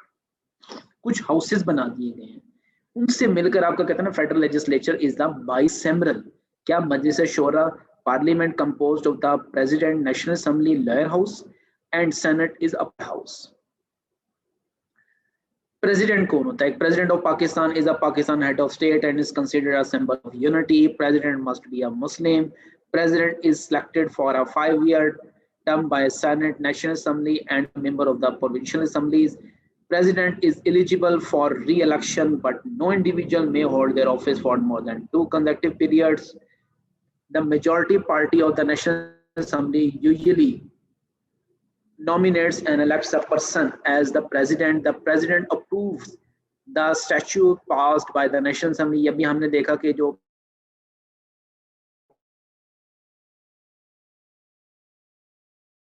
President से जो approve होता है statue कहते हैं law को, कानून, importance. Next one, prime minister. The prime minister must be nominated होता है, elected by a majority of the members in the national assembly. Confusion नहीं होनी चाहिए, नॉर्मल लाइफ की हम और हर बंदा देखता है वैसे ही। जब भी इलेक्शन होते हैं हमारे पाकिस्तान में तो हर बच्चा वैसे चीजों से वाकिफ है। दैट इंडिविजुअल, किसी को फिर भी कोई कंफ्यूजन हो तो प्लीज टैक्स मुझे कर दीजिएगा। That individual is then appointed as a prime minister by the president. The prime minister is assisted by the federal cabinet के थ्रू होता है, और council of the ministers whose members are appointed by the, देखो मैं दोबारा repeat कर देता हूँ, prime minister must be nominated किया जाता है and elected by the majority of the members in the national assembly. National assembly में जो मेजॉरिटी मेंबर्स होते हैं वो उनकी मेजॉरिटी जिसकी ज्यादा होती है उनका प्राइम मिनिस्टर होता है। तो दैट द इंडिविजुअल अपॉइंटेड होता है is then appointed as the prime minister by the president, तब वो अपॉइंट होता है। और प्राइम मिनिस्टर को असिस्ट करने के लिए वो कौन असिस्ट करता है? Federal cabinet. और फेडरल कैबिनेट में कौन होते हैं? A council of the ministers. कभी आपने नाम सुना होगा जो सीएसएस क्वालिफाइड कर आए हैं कि फॉरेन मिनिस्टर, मिनिस्टर, इस तरह के आपने जो भी नाम सुने हैं, वो कहते हैं उनके मिनिस्टर किसको असिस्ट करते हैं? आपके prime minister is assisted by the federal cabinet whose members are appointed। वो कौन अपॉइंट करता है? By the president as the advice of the prime minister, on the advice of the prime minister. और federal ministers को support करने के लिए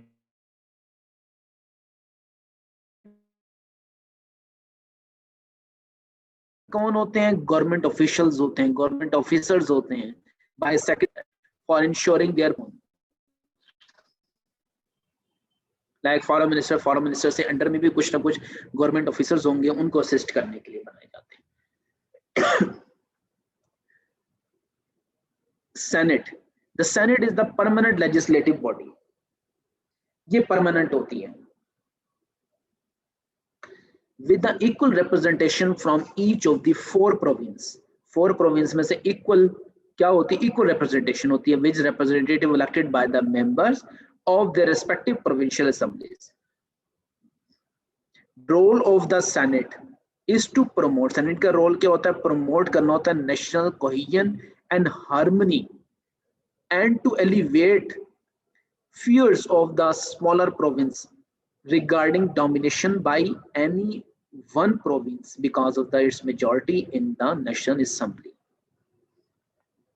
और जब एक उसका आ जाता है प्रोविंस का मैक्सिमम, मतलब कि अगर ज्यादा मेजॉरिटी आ जाती है तो वो डोमिनेट कहला जाती है। नहीं, उनके उसका काम क्या है? सेनेट का कोहियन पैदा करना, दोनों के दरमियान आहंगी पैदा करना और फियर को दूर करना जो छोटे छोटे प्रोविंस होते हैं। और they are also the representative from Islamabad capital territory.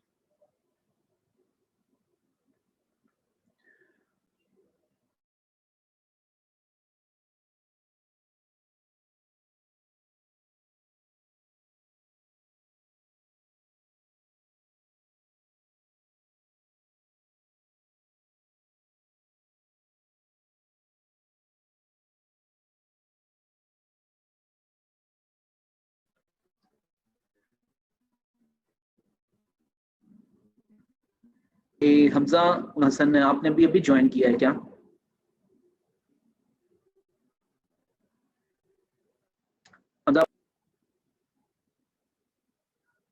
मैं आपको अनम्यूट कर रहा हूं, अभी आपने ज्वाइन किया है। रीजन आपने मतलब कि 1.5 और तो आपने गुजार दिया है।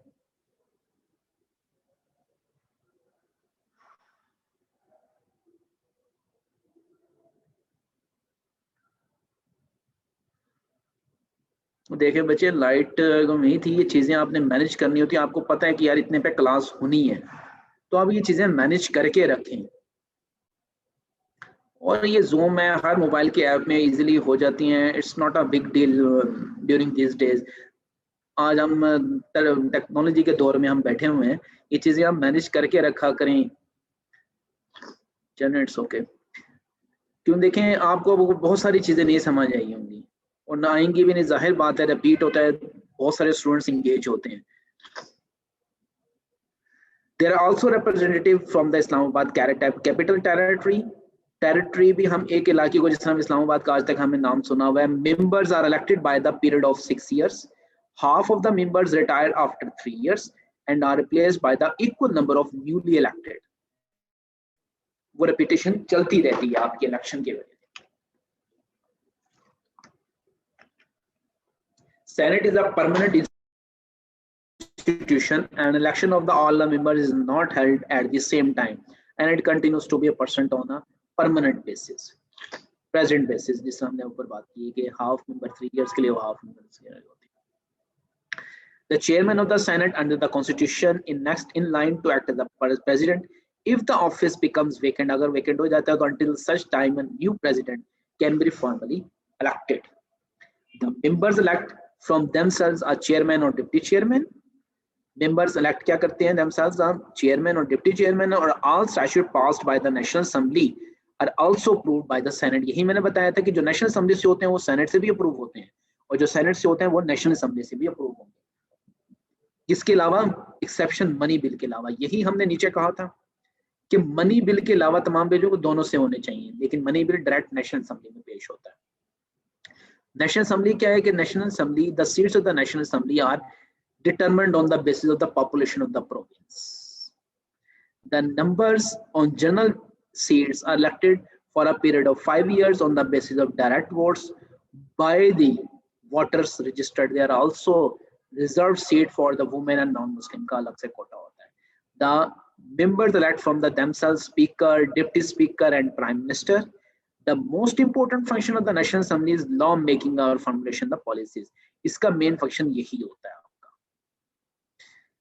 मेंबर्स की जहां तक बात है, मेंबर्स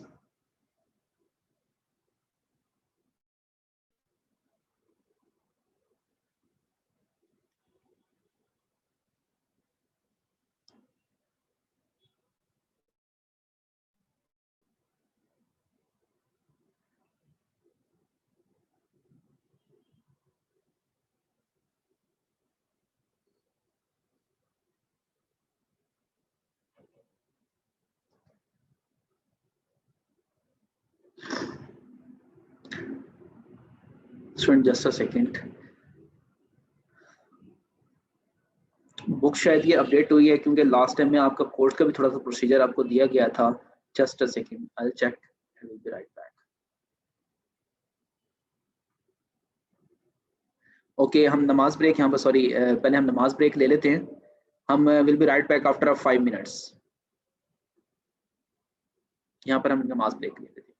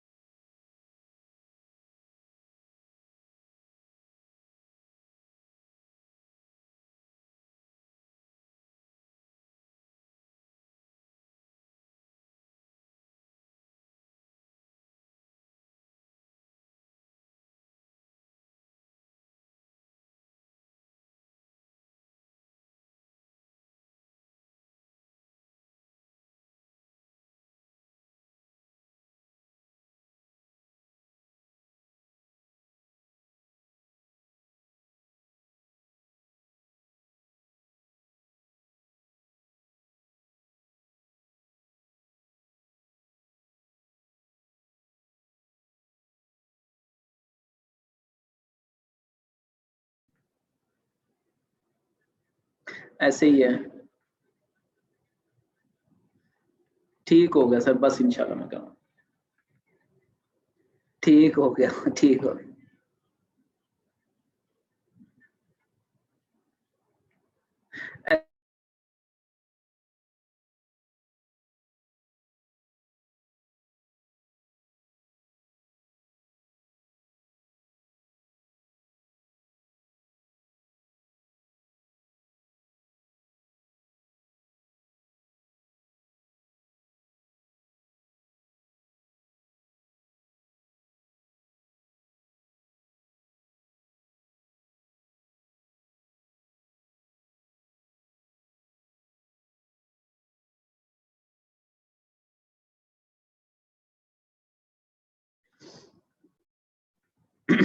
जी स्टूडेंट्स, अब हम रिज्यूम करते हैं। नेशनल असेंबली से हमने बात की थी, अब हम प्रोसेस ऑफ लेजिस्लेशन की तरफ हम जाते हैं कि सेम जो मैंने चीज़ें एलैबोरेट की थी, सिर्फ इसमें टाइम ड्यूरेशन ऐड किया होगा और बाकी सब चीज़ें उसी तरह सेम है। प्रोसेस ऑफ लेजिस्लेशन अभी हमने नीचे एलैबोरेट किया था कि जब national assembly is in session, a bill in respect of any matter may originate in either house, कहीं भी किसी भी हाउस में क्रिएट हो सकती है, लोअर हाउस में या अपर हाउस में, जो भी करने। सिनेरियो पहला वाला क्या होगा, if it is pass by the house in which, जहां से ओरिजिनेट हुआ है तो वो कहां पर ट्रांसमिट हो जाएगा, दूसरे हाउस में। अगर दूसरे हाउस में कोई चीज जनरेट हुई है तो वो पहले वाले हाउस में जाएगी। If the bill is also passed by the other house without any amendment, then it is presented to the President of Pakistan for the assent purpose के लिए।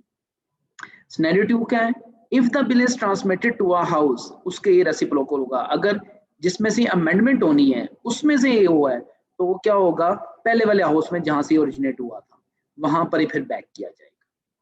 मतलब नेशनल असेंबली में है तो सेनेट में, सेनेट से है तो नेशनल असेंबली में। If that house passes the bill with the amendments, it shall be presented to the president for the assent. Simple is that. Senate से हुआ है तो नेशनल असेंबली से होकर फिर वो प्रेसिडेंट के पास जाएगा। अगर नेशनल असेंबली से ओरिजिनेट हुआ है तो सेनेट से होकर अमेंडमेंट के साथ अगर कुछ भी है, जो भी है, तब उसके बाद प्रेसिडेंट के पास जाएगा। तो if the bill transmitted to a house is rejected, अगर जो हाउस में रिजेक्ट किया वो रिजेक्टेड हो जाए और not pass within 90 days, जिसमें अमेंडमेंट के लिए गया है, जिसने रिजेक्ट किया है वो not pass within 90 days, और a bill sent to a house with amendments is not pass by that house with such amendments, तो अगर वो 90 डेज के अंदर अंदर उसने वापस करना है उसको, और the bill at the request of the house in which it is originated, जहां से इनिशिएट हुआ है, shall be considered in the joint sitting of the both house, क्या है, national assembly and senate, of it is passed by the votes of the majority of the members present and voting in the joint sitting, it shall be presented to the president for the assent purpose के लिए वो आ जाएंगे। Scenario 4 में क्या है, president has return to the bill, अगर president उसको bill को रिटर्न कर देता है टू द पार्लियामेंट में, जहां पर रिकंसिडर हुआ था फॉर द रिकंसिडरेशन के लिए by the parliament in joint sitting, तो वो क्या होंगे, दोनों बैठेंगे। If it is against pass with और without amendments by the parliament by the votes of the majority of the member for such house presenting and voting, it shall be presented, फिर दोबारा president के पास जाएगा for the ascent purpose के लिए, और president उसको 10 डेज के अंदर अंदर एसेंट टू द बिल करेगा और return to the parliament for the reconsideration के लिए। अगर बिल क्या हुआ है, other than the money bill है, हमें पहले पढ़ा है कि मनी बिल के अलावा उसकी प्रोसीजर में, अदरवाइज मनी बिल वाला वो डायरेक्ट नेशनल असेंबली से प्रेसिडेंट के पास आएगा, और एनी प्रोविजन और एनी अमेंडमेंट इन केस वो bill is pending in the national assembly में है और passed by it is pending in the senate, the bill shall lapse. Lapse का मतलब क्या होता है, अगर वो लैप्स कर जाता है, छूट जाता है, मतलब कि टाइम ड्यूरेशन हो जाता है, पास आउट हो जाता है on the designation of the national assembly, pass हो गया जो फॉर द 90 डेज का, तो लैप्स हो गया time, but if the bill is pending in the senate not passed by the national assembly shall not lapse, ना हुआ हो और dissolution of the national assembly दोनों से ना हुआ हो। मनी बिल्स का हमने क्या है, मनी बिल का सिंपल है, money bill shall originate in the national assembly में होता है, और after it has been passed by the national assembly it shall be without being transmitted to the senate, senate में जाए बगैर प्रेसिडेंट को फॉर एसेंट पर्पस के लिए हाजिर हो जाता है। और ऑर्डिनेंस का मैंने पहले बता दिया कि प्रेसिडेंट अगर डीम नेसेसरी समझता है to take the immediate action के लिए, वो डायरेक्ट नेशनल असेंबली से वो क्या करेगा, when the assembly is not, वो सेशन में नहीं होगी तो वो डायरेक्ट ऑर्डिनेंस पास आउट कर देगा। और such ordinance promulgated then shall have the same force, उसकी भी सेम फोर्स होगी एंड अफेक्ट होगी as a act of the parliament के तौर पर। The ordinance shall stand repealed, उसके बाद 120 डेज के बाद 120 डेज के बाद दोबारा वो, जिस तरह हमने ऊपर प्रोसीजर ये पूरा पढ़ा हुआ है, इसी तरह नेशनल असेंबली और सेनेट से होकर जाएगा और दोबारा प्रॉपर वो लॉ बन जाएगा। Bye the national assembly in case of money bill में डायरेक्ट जाएगा, और अगर दूसरा है तो प्रॉपर वो बोथ हाउस से होगा। इस स्पेशली लेजिस्लेटिव के बॉडी के लिए, लेजिस्लेशन सेशन के लिए किसी को कोई कंफ्यूजन हो तो प्लीज मुझे बताएं जल्दी से।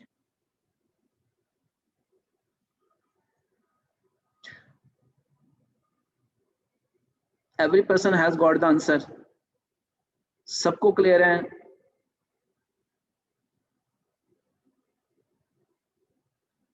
ओके, आपको भी क्लियर है? कोई किसी किस्म की कोई किसी को कंफ्यूजिंग हो कि पार्लियामेंट में किसके बाद क्या होगा, किस तरह की कोई किसी किस्म का कोई क्वेश्चन हो, अदरवाइज हम फिर आगे प्रोसीड करते हैं।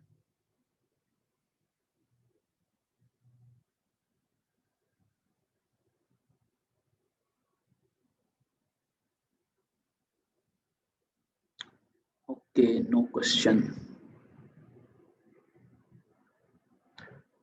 जी। मनी बिल मींस ये बजट जो होते हैं हमारे पास पैसों वाले, मनी से, पैसों से मतलब के नाम से ही जाहिर है, आप इसको कैसे बोल सकते हैं?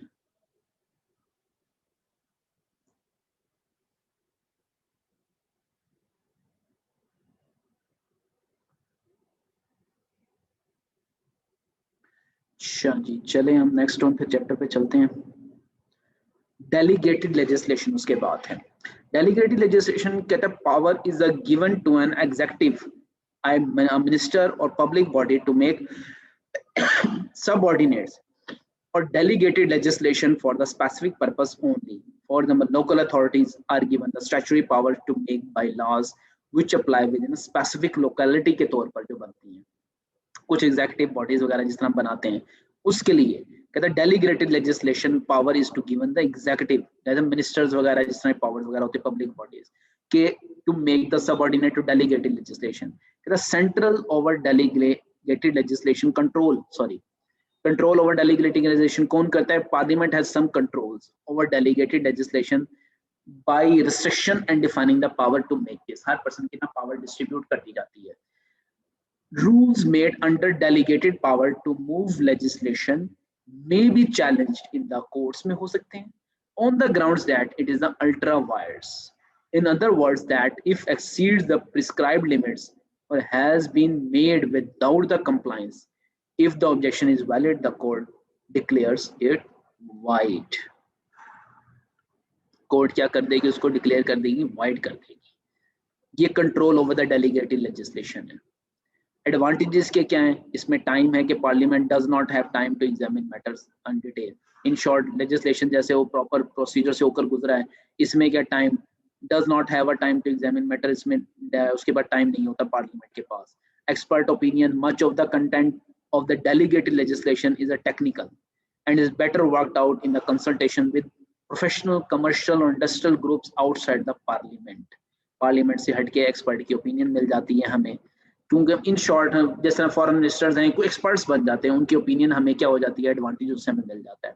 और फ्लेक्सिबल भी होता है। Delegated legislation most flexible than act और parliament. It is for simpler to amend. इसको अगर अमेंड करना हो तो हमें वो नहीं कि प्रॉपर पार्लियामेंट से गुजरो, प्रॉपर रिप्रेजेंटेटिव से गुजरो, फिर दोबारा अमेंडमेंट हो, नहीं। सिंपल इज दैट, अमेंड करना है, place a delegated legislation then to amend on an act of parliament. उसके मुताबिक इसमें ज्यादा इजी होता है। डिसएडवांटेज क्या होते हैं? The main criticism of the delegated legislation is that it takes law making away from the democratically elected members. Powers to make the law is given to unelected civil servants को दिया जाता है, and experts working under the supervision of the government ministers, मतलब कि foreign ministers वगैरह इसके under में जो बनते होते हैं उनसे मिलकर ये लॉ बनते होते हैं। जो अनइलेक्टेड मेंबर्स होते हैं, पार्लियामेंट वगैरह में कौन बैठते हैं? इलेक्टेड मेंबर्स बैठे होते हैं। यहाँ पर को गवर्नमेंट ऑफिसर्स वगैरह उनके सुपरविजन के साथ बन रहे होते हैं। Because delegated legislation can be produced in large amounts, in the volume of such law making becomes unmanageable manageable करना फिर थोड़ा सा मुश्किल हो जाता है। It is impossible to keep up to date. देखें पार्लियामेंट वगैरह में, देखें आपने सुना होगा ना कि यार ये अपडेट आ गई, ये अपडेट आ गई, जिसमें टेक्स्ट में आप रोज पर रोज सुनते हैं। कोई भी हमारे पास कोई भी प्रोसीजर आ जाता है, कोई भी हमारे पास रोज पर रोज चेंजेस होती रहती हैं, SRO वगैरह आ जाते हैं हमारे पास। लेकिन ये वाली क्या होती है, अनमैनेजेबल, बड़ी मुश्किल हो जाता है अपडेट वगैरह करना इन चीज़ों की। ये डिसएडवांटेज आपका एक क्लियर हो जाता है। अपडेटेड बुक के मुताबिक तो आपका ये चैप्टर तो खत्म हो गया हुआ है। इसमें किसी किस्म का, पहले बता दो मुझे, किसी किस्म का कोई क्वेश्चन हो तो मुझे प्लीज एलैबोरेट करें।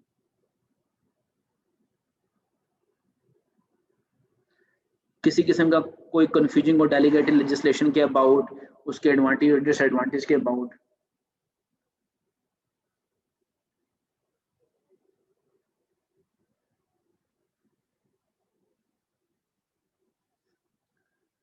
Okay, no confusion. So just a second, मैं बुक ओपन कर।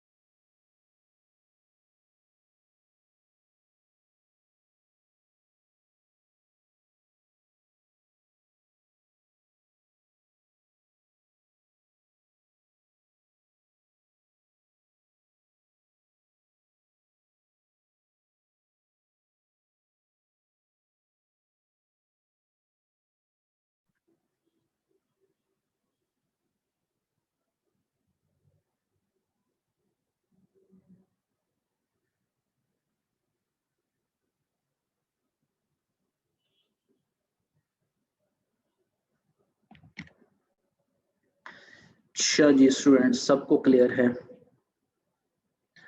एंड अगर एज पर हम ओल्ड बुक के हिसाब से अगर हम देखें तो उसमें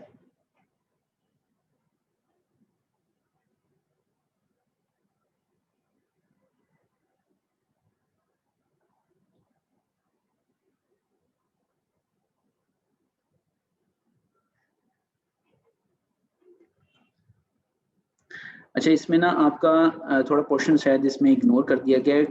आपका सिलेबस में क्योंकि इन्वॉल्व है, कल वाला अगर मैं ओपन करता हूँ, आप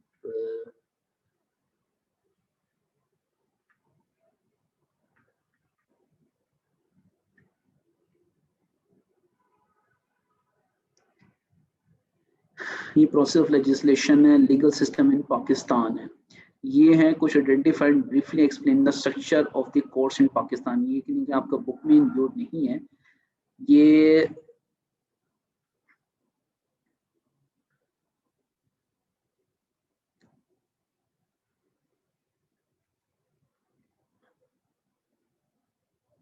आपको मैं यहाँ पर डिफरेंट कर सकता हूँ।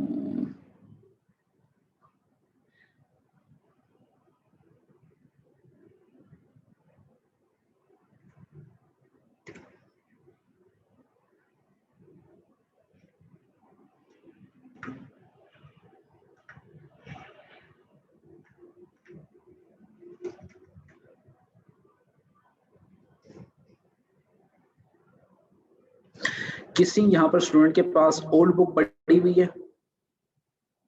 कोई स्टूडेंट ऐसा हो इसके पास ओल्ड बुक पड़ी हो सॉफ्ट में? अगर किसी के पास नहीं, एक्चुअली मेरे पास ये ओपन नहीं हो रही है फॉर द टाइम बिंग।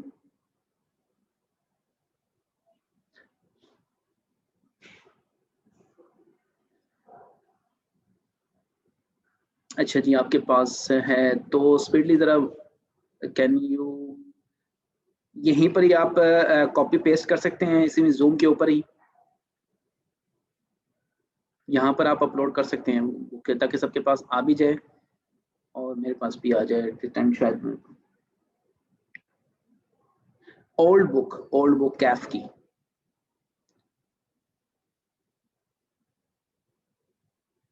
नहीं, हमने न्यू ही पढ़नी है एक्चुअली। सिलेबस एक तो आपका सेल ऑफ गुड्स है और टॉपिक आपका जो कोर्स का है वो आपका इसमें कवर नहीं हो रहा बुक में ना। अच्छा, हार्ड कॉपी है। खैर एनीवेज वो हम डिस्कस कर सकते हैं, will be discuss in the next session. हम अब कॉन्ट्रैक्ट एक्ट को हम रिज्यूम करते हैं इंशाल्लाह। वो कोर्स की डिसीजन है, सिर्फ कोर्स का ये है कि आपका स्ट्रक्चर थोड़ा सा अंडरस्टैंडिंग है, इतना कोई हाईफाई स्ट्रक्चर नहीं है। वो हम इंशाल्लाह नेक्स्ट चैप्टर में भी, नेक्स्ट सेशन में हम पहले आपको ये कवर करवा दूंगा मैं नेक्स्ट सेशन। अब हम इंशाल्लाह, अच्छा अनीस आपके पास सॉफ्ट कॉपी में, तो प्लीज अपलोड कीजिएगा इमीडिएटली यहाँ पर।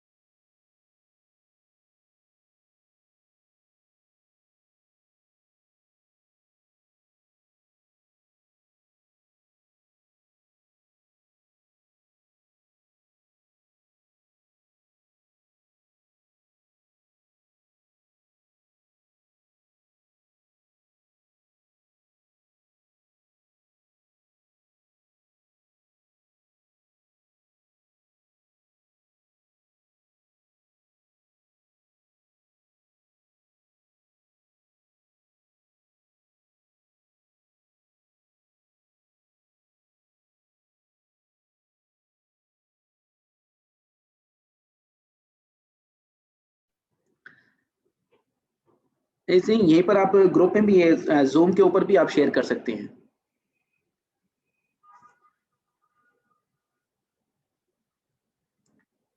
अच्छा खैर एनीवेज ये हम डिस्कस ना हम नेक्स्ट सेशन में कर सकते हैं। अभी हम फॉर द टाइम बीइंग हम नेक्स्ट चैप्टर की तरफ आते हैं।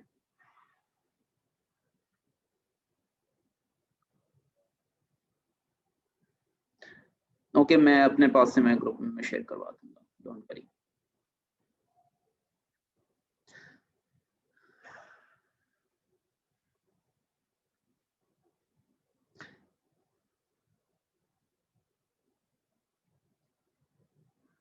स्टूडेंट्स कल भी मैंने रिपीट किया था, हर चैप्टर के एंड पर कुछ ऑब्जेक्टिव क्वेश्चंस दिए हुए हैं, ये लाजमी आपने करने हैं। ये मैं अभी तो मैं छोड़ रहा हूँ और आप लोगों के लिए मैं छोड़ूंगा, ताकि आप लोग पढ़ के कोई कंफ्यूजिंग हो तो किस तरह के ऑब्जेक्टिव क्वेश्चन आ सकते हैं, ये उसके पैटर्न पे एटलीस्ट आपकी कंप्लीशन की तरफ हो।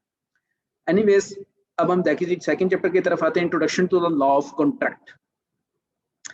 अब हमने इसमें introduction to the law of contract हमने पढ़ना है ना। ऑफर है, एक्सेप्टेंस है, ऑफर की अगेंस्ट में एक्सेप्टेंस है, और उसकी रिवोक मतलब कि वापस उसको खत्म कैसे कैसे किया जा सकता है, ऑब्जेक्टिव बेस्ड क्वेश्चन हैं कुछ, और उसके कुछ आंसर्स वगैरह हमारे पास सामने शो होंगे। सबसे पहले हमारे पास आ गया इंट्रोडक्शन द कॉन्ट्रैक्ट, कहते हैं डेफिनेशन ऑफ द कॉन्ट्रैक्ट। इसमें स्पेशली अगर कुछ सेक्शन की वर्डिंग्स वगैरह होंगी हमारे पास,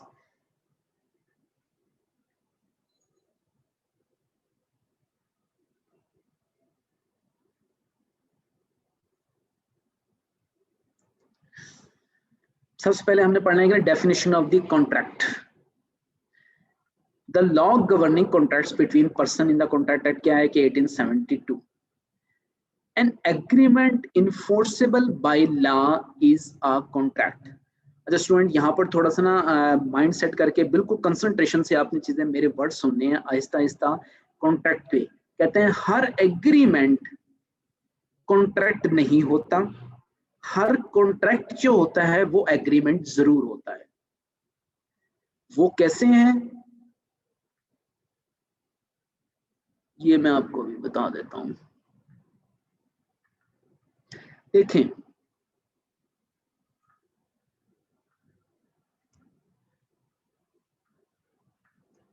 ये आपका जब एक बंदा ऑफर करता है, उसके अगेंस्ट में अगला जो सेकंड पर्सन होता है वो अपनी एक्सेप्टेंस शो करता है कि हाँ ठीक है, जैसे आपने ऑफर की मैं इसको in the same entire manner of the offer, जैसे उसने ऑफर की वैसे ही वो एक्सेप्ट करता है।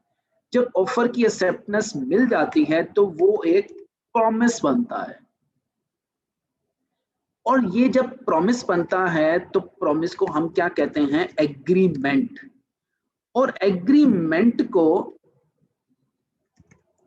जब enforceable by law, enforceable by law मतलब के उसको लॉ की तरफ से इनफोर्सेबिलिटी दे दी जाती है। फॉर एग्जांपल, एक पर्सन ने कहा, ए ने कहा मैं अपना रेंट पर देना चाहता हूं हाउस, कितने पर, 10,000 पर मंथ। अच्छा जी,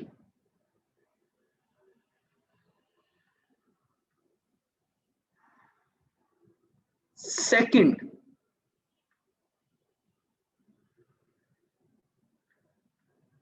एक्सेप्टेंस करने वाले ने क्या कहा, ओके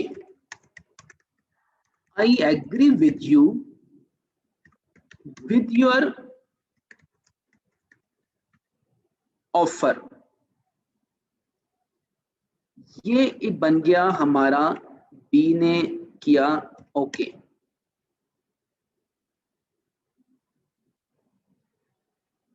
ये आपका बन गया एक प्रॉमिस और बिकम्स द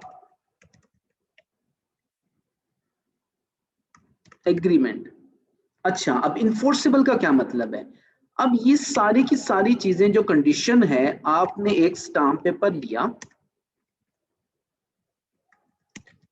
जो कि विद नेसेसरी कंडीशंस, जिस तरह स्टाम्प पेपर पूरा पीछे रोटरी वगैरह की स्टैम्प वगैरह लगती हैं, सारा कुछ लगता है, कितने का स्टाम्प पेपर उसको चाहिए, लॉ में कहा हुआ है 50 का, 100 का, 200 का, 500 का, जितने का भी स्टाम्प पेपर उसके लिए लगता है, उस पर ये हमने कंडीशन क्या कर दी, लैबोरेट कर दी। तो ये क्या बन गया, और सिग्नेचर स्टैम्प वगैरह जो भी लॉ ने रिक्वायरमेंट्स कही हुई है कि ये डेट्स वगैरह सारी चीजें होनी चाहिए, ये सारी चीज आपने फुलफिल कर दी। तो ये आपने क्या किया, इनफोर्सेबल बाय लॉ किया। तो ये आपका जब एग्रीमेंट इनफोर्सेबल बाय लॉ बना, जब ये एग्रीमेंट आपका इनफोर्सेबल बाय लॉ बना, तो ये क्या बन गया आपके पास,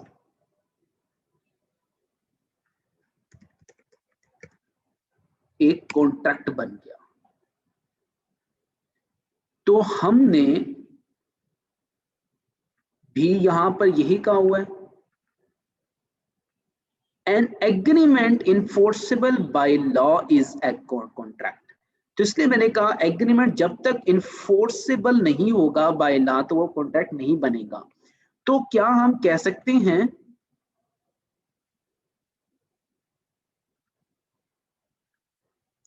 क्या हम कह सकते हैं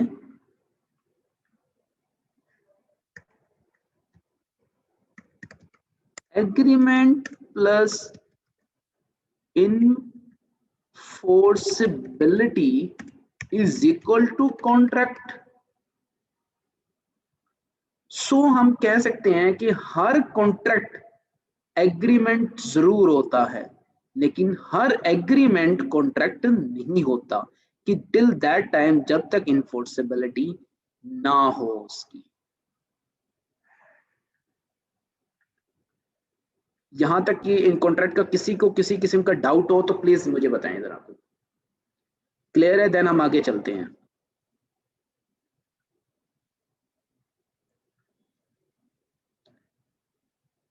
जी, सबको क्लियर है?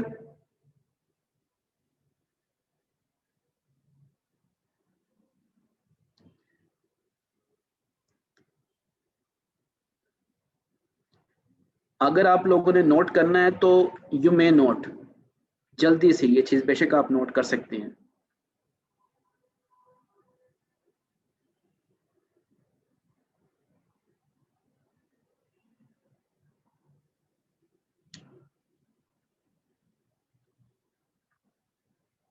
Is there any difference? अच्छा, राना फैसल कह रहे हैं कि is there any difference between promise and agreement? Yes, you can say promise and agreement में कर सकते हैं कि देखें एग्रीमेंट कुछ कंडीशंस वगैरह पर होती हैं कि प्रॉमिस तो बन जाता है, हर प्रॉमिस एग्रीमेंट बनता है, प्रॉमिस के बाद ही एग्रीमेंट बनता है ना आपका, प्रॉमिस से पहले आपका एग्रीमेंट नहीं होता कि प्रॉमिस बनता है कि हाँ ठीक है मैं ले लूंगा, किस कंडीशन पे लेनी है वो एग्रीमेंट में चीजें फिर आती हैं सारी। जिस तरह फॉर एग्जाम्पल कहते हैं नहीं, अगर हम शादी की हम बात करें, कोई प्रपोज करता है कोई शादी के लिए और सेकंड पर्सन हाँ ठीक है मैं शादी करूंगा, जब एग्रीमेंट पे आता है ना निकाह नामे में कि ये कंडीशन रखनी है, ये होंगी, वो एग्रीमेंट की तस्वर में चली जाती है। एग्रीमेंट में कुछ कंडीशंस वगैरह होती है, सिंपल सी बात है कि जो वादा होता है वो उसमें नहीं होता है इतनी, हम कंडीशन थोड़ा बहुत अगर टिपिकल फर्क दे लें हम, इतना कोई हाई फाई डिफरेंस नहीं हम कह सकते। तो सबको क्लियर है? चलें हम ठीक है, नेक्स्ट हम चलते हैं। अब ये contract is an agreement which legally binds, okay, which legally binds the parties. The analysis of the above definition देखें वही बनाया, agreement, enforceability, offer, acceptance and legal obligation. Enforceability का मतलब ही होता है कि rights and duties under the law, under the equity law आपके define कर दी जाती है, कौन पर्सन कितना किस चीज का लायबल होगा। ये एग्रीमेंट भी डेफिनेशन के, every promise and every set of promises forming the consideration for each other is an agreement. ये एग्रीमेंट की डेफिनेशन जिसमें मैंने बताई कि एवरी प्रॉमिस और set of promises forming the consideration, एक दूसरे के लिए कंसीडरेशन हो रही होंगी, एक पर्सन ने सेल की उसके लिए वो, दूसरे के लिए वो कंसीडरेशन, और दूसरे के पास से पैसे आएंगे उसके लिए वो कंसीडरेशन, लेकिन कंसीडरेशन होना लाजमी है दोनों के दरमियान में। वो हम आगे जाके एसेंशियल पढ़ेंगे, देन आपको क्लियर हो जाए कि कंसीडरेशन का मतलब एक्चुअली होता क्या है। कंसीडरेशन का मतलब है कि एक दूसरे पर्सन के लिए कोई ना कोई चीज ट्रांसफर हो रही हो, that is the consideration for each other, एक दूसरे के लिए is an agreement. Or the analysis of the above definition reveals that agreements comes into the existence only when one party makes a proposal or offer to the other party and the other party signifies अपनी acceptance, अपनी assent show करती है in the entire manner, in the same manner of the offerer. Thus an agreement can be an accepted proposal. हम agreement को कह सकते हैं कि एक accepted proposal है। अब promise क्या चीज है? When the person to whom the proposal is made, वो पर्सन जिसके लिए प्रपोजल बनाया गया signifies, अपनी assent show करता है to it. The proposal is said to be accepted. जब प्रपोजल एक accept होता है, proposal when accepted becomes a promise. और promise और set of promise क्या मिलकर बनाते हैं? जब consideration दोनों के दरमियान में हो जाती है तो वो agreement बनता है। That is the laboratory difference, comprehensive difference between the agreement and promise, जो राना फैसल आपने पूछा था। लेकिन टिपिकली आप समझ लें कि एग्रीमेंट में ना हम कंसीडरेशन मतलब के लैबोरेटेड कर चल करते हैं, कंसीडरेशन क्या कुछ होंगी क्या कुछ नहीं होंगी, कंडीशन हम डिफाइन कर रहे होते हैं। तो when the person is to whom the proposal is made significant, अपनी एसेंट शो करता है, अपनी रजामंदी शो करता है to it, the proposal is said to be accepted. ये प्रपोजल एक्सेप्ट हो गया तो proposal when accepted becomes it promise. The person making the proposal is, मतलब कि जिसने ऑफर की है वो ऑफर, और जिसके लिए की है वो क्या होगा आपका प्रोमिजी, मतलब कि प्रोमिजार जिसने की है और प्रोमिजी जो ऑफर कर रहा है, मतलब कि जिसने एक्सेप्ट किया, एक्सेप्ट करने वाले को प्रोमिजी और प्रोमिजार करने वाले को उसको प्रोमिजार कहते हैं आपके पास। ऑफरर एंड ऑफरी भी कहा जा सकता है। प्रपोजल व्हेन वन पर्सन अपनी अटेंशन शो करता है, अपनी विलिंगनेस शो करता है टू डू कुछ करने की, या to abstain from doing anything, या किसी काम के इनकार करने की, with the view to obtain, किस नजरिए से? अगले पर्सन की एसेंट लेने के लिए, रजामंदी उसके लेने के लिए, of that other to stitch such act और abstinence, he is said to make a proposal. ये आपकी प्रपोजल बनती है। और इन्फोर्सिबिलिटी आपका क्या कहेंगे कि every contract is agreement but every agreement is not always a contract. ये मेरी वाली बात आपको रिपीट उन्होंने कर दी है। An agreement creating a legal, जब लीगल ऑब्लिगेशन दोनों पार्टीज में मोर देन लगा दी जाती है उसको इन्फोर्सिबिलिटी बाय लॉ कहते हैं, कि लॉ ने इन्फोर्स कर दिया, उसको कंट्रोल करने के लिए कोई पार्टी तोड़े तो उसको पेनल्टीज हो। मैंने कल भी लॉ में बताया था, जब लॉ की डेफिनेशन पढ़ी थी क्या होता था उसमें, इन्फोर्सेबल बाय लॉ क्यों किया जाता है? उसको कंट्रोल रेगुलेट करने के लिए। The parties to an agreement must be bound to perform their promises, and in case of a default by either of them must intend to sue. Sue मतलब उसके केस में आप केस कर सको. For an agreement to be enforceable by law, there should be legal obligation instead of social, moral and religious obligation. उस पर कुछ ना कुछ enforceability बनती है. जैसे ना Adil offers to sell his furniture to Babar to ₹50,000. Babar accepts this offer.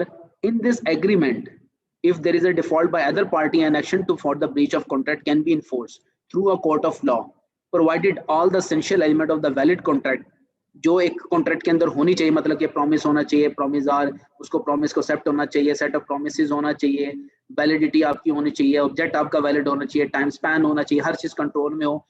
Valid contract की हम एसेंशियल नीचे लिखी हुई है, एसेंशियल ऑफ द वैलिड, सारी चीजें पूरी होनी चाहिए, तो आपका वो एग्रीमेंट बन जाता है. और जब तक एग्रीमेंट इन्फोर्सेबल बाय लॉ नहीं होगा, आप उसके केस में कोर्ट में नहीं जा सकते. लाइक रेंट आपने कर लिया, कच्चे पेपर के ऊपर लिख लिया, नहीं आप उसके केस में जा सकते जब तक वो इन्फोर्सेबल ना हो, जब तक वो लॉ ने जो रिक्वायरमेंट कही है एक स्टाम्प पेपर के ऊपर, जो उसने रिक्वायरमेंट्स कही हैं वो जब तक नहीं होगी, जब तक आप उसके अगेंस्ट में कोर्ट में नहीं जा सकते. जी स्टूडेंट्स, यहाँ तक किसी किस्म का कोई क्वेश्चन हो सेशन के, इंशाल्लाह हम ये नेक्स्ट सेशन में पढ़ेंगे essential of the valid contract, और वो कोर्ट की सैचुरेशन है, और ये हम इंशाल्लाह कंप्लीट चैप्टर हम नेक्स्ट सेशन में हम कर लेंगे. यहाँ तक किसी किस्म का स्टूडेंट का कोई क्वेश्चन हो तो please ask.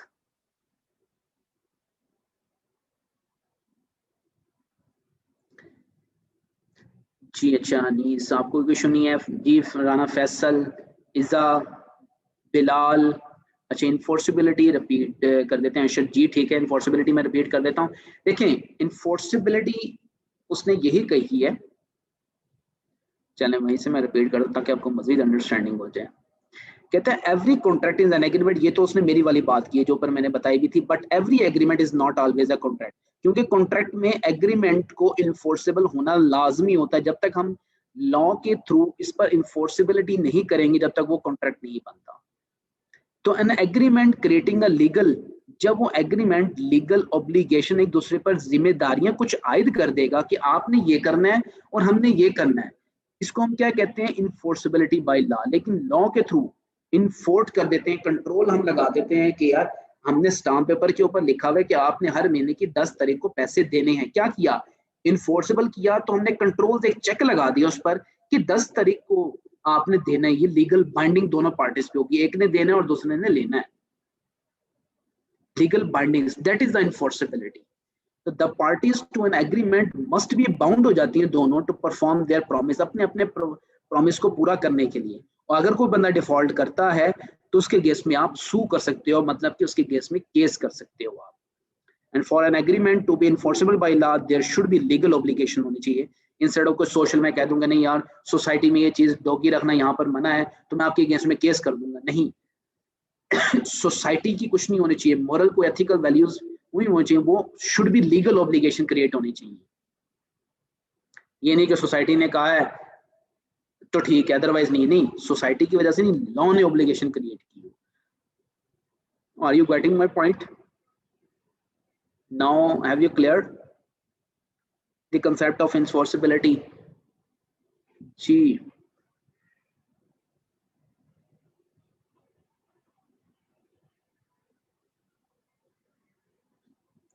Ji Arif can say use of judicial paper make it enforceable. Judicial paper नहीं, आप जुडिशियल को पेपर नहीं हम कह सकते, स्टाम्प पेपर नहीं, ये नहीं कह सकते इन्फोर्सिबिलिटी. जरूरी नहीं स्टाम्प पेपर भी हर किसी में केस में होता है. देखो केस टू केस चीजें वेरी कर रही होती हैं अदालत में. Case like FIR is also enforceability. Legal instruments होते हैं कुछ, वो लॉ ने बताया कि यार ये चीजें आपने यूज करके एफआईआर के बगैर किसी को पुलिस पकड़ नहीं सकती है. शक की बुनियाद पर घर पे जा सकती है, एफआईआर कटती है तो जाती है. शक की बुनियाद पर आप एफआईआर कटवा सकते हो, लेकिन एफआईआर की सर्च वारंट होता है तब जाके आप किसी घर का वारंट आप करते हो, किसी सर्च की सर्चिंग करते हो. Otherwise you have not right to search anything, to search the house of anything और एनीथिंग, सॉरी मैं कह रहा हूँ any person. Judicial paper is the, कह सकते हैं कि इसको प्रोटोकॉल को पूरा करने के लिए एक पार्ट है कि एक इंस्ट्रूमेंट है आपका, but is not called the enforceability. उसके थ्रू आप इन्फोर्सेबल करते हो किसी एग्रीमेंट को, लेकिन ये नहीं कि जुडिशियल पेपर इन्फोर्सेबल है. सिर्फ यहीं पर कहानी खत्म हो जाती है. लीगल इंस्ट्रूमेंट्स जहां जहां भी हो रहे हैं जिसकी वजह से लीगल पार्टीज पे बाउंडिंग होंगी वो लीगल इंस्ट्रूमेंट्स हैं. जी स्टूडेंट्स बाकी सबको क्लियर है? जी अनीस, इज़ा, फवाद, मोहम्मद कमर,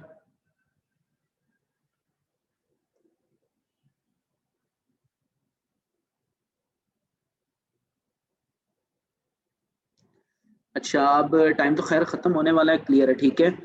अच्छा जाते जाते मैं असाइनमेंट दे रहा हूँ। एक तो आप लोगों ने प्रेजेंटेशन टाइप जैसी चीज़ें बनती है, पावर पॉइंट में आप बना लें या बाई हैंड करने, किसी के पास अगर लैपटॉप वगैरह कुछ ऐसी चीज़ वगैरह नहीं है तो बेशक बाई हैंड कर लें।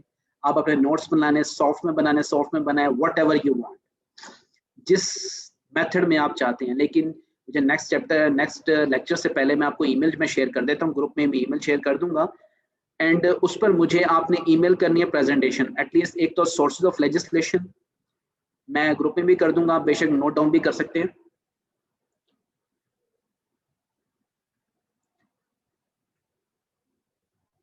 एक तो आपका टॉपिक आ गया sources of legislation,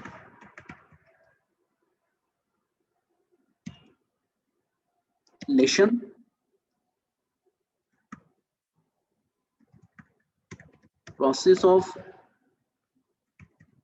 legislation and contract. जितना आज ही अभी पढ़ा है कॉन्ट्रैक्ट का चैप्टर, लाइक प्रॉमिस, एग्रीमेंट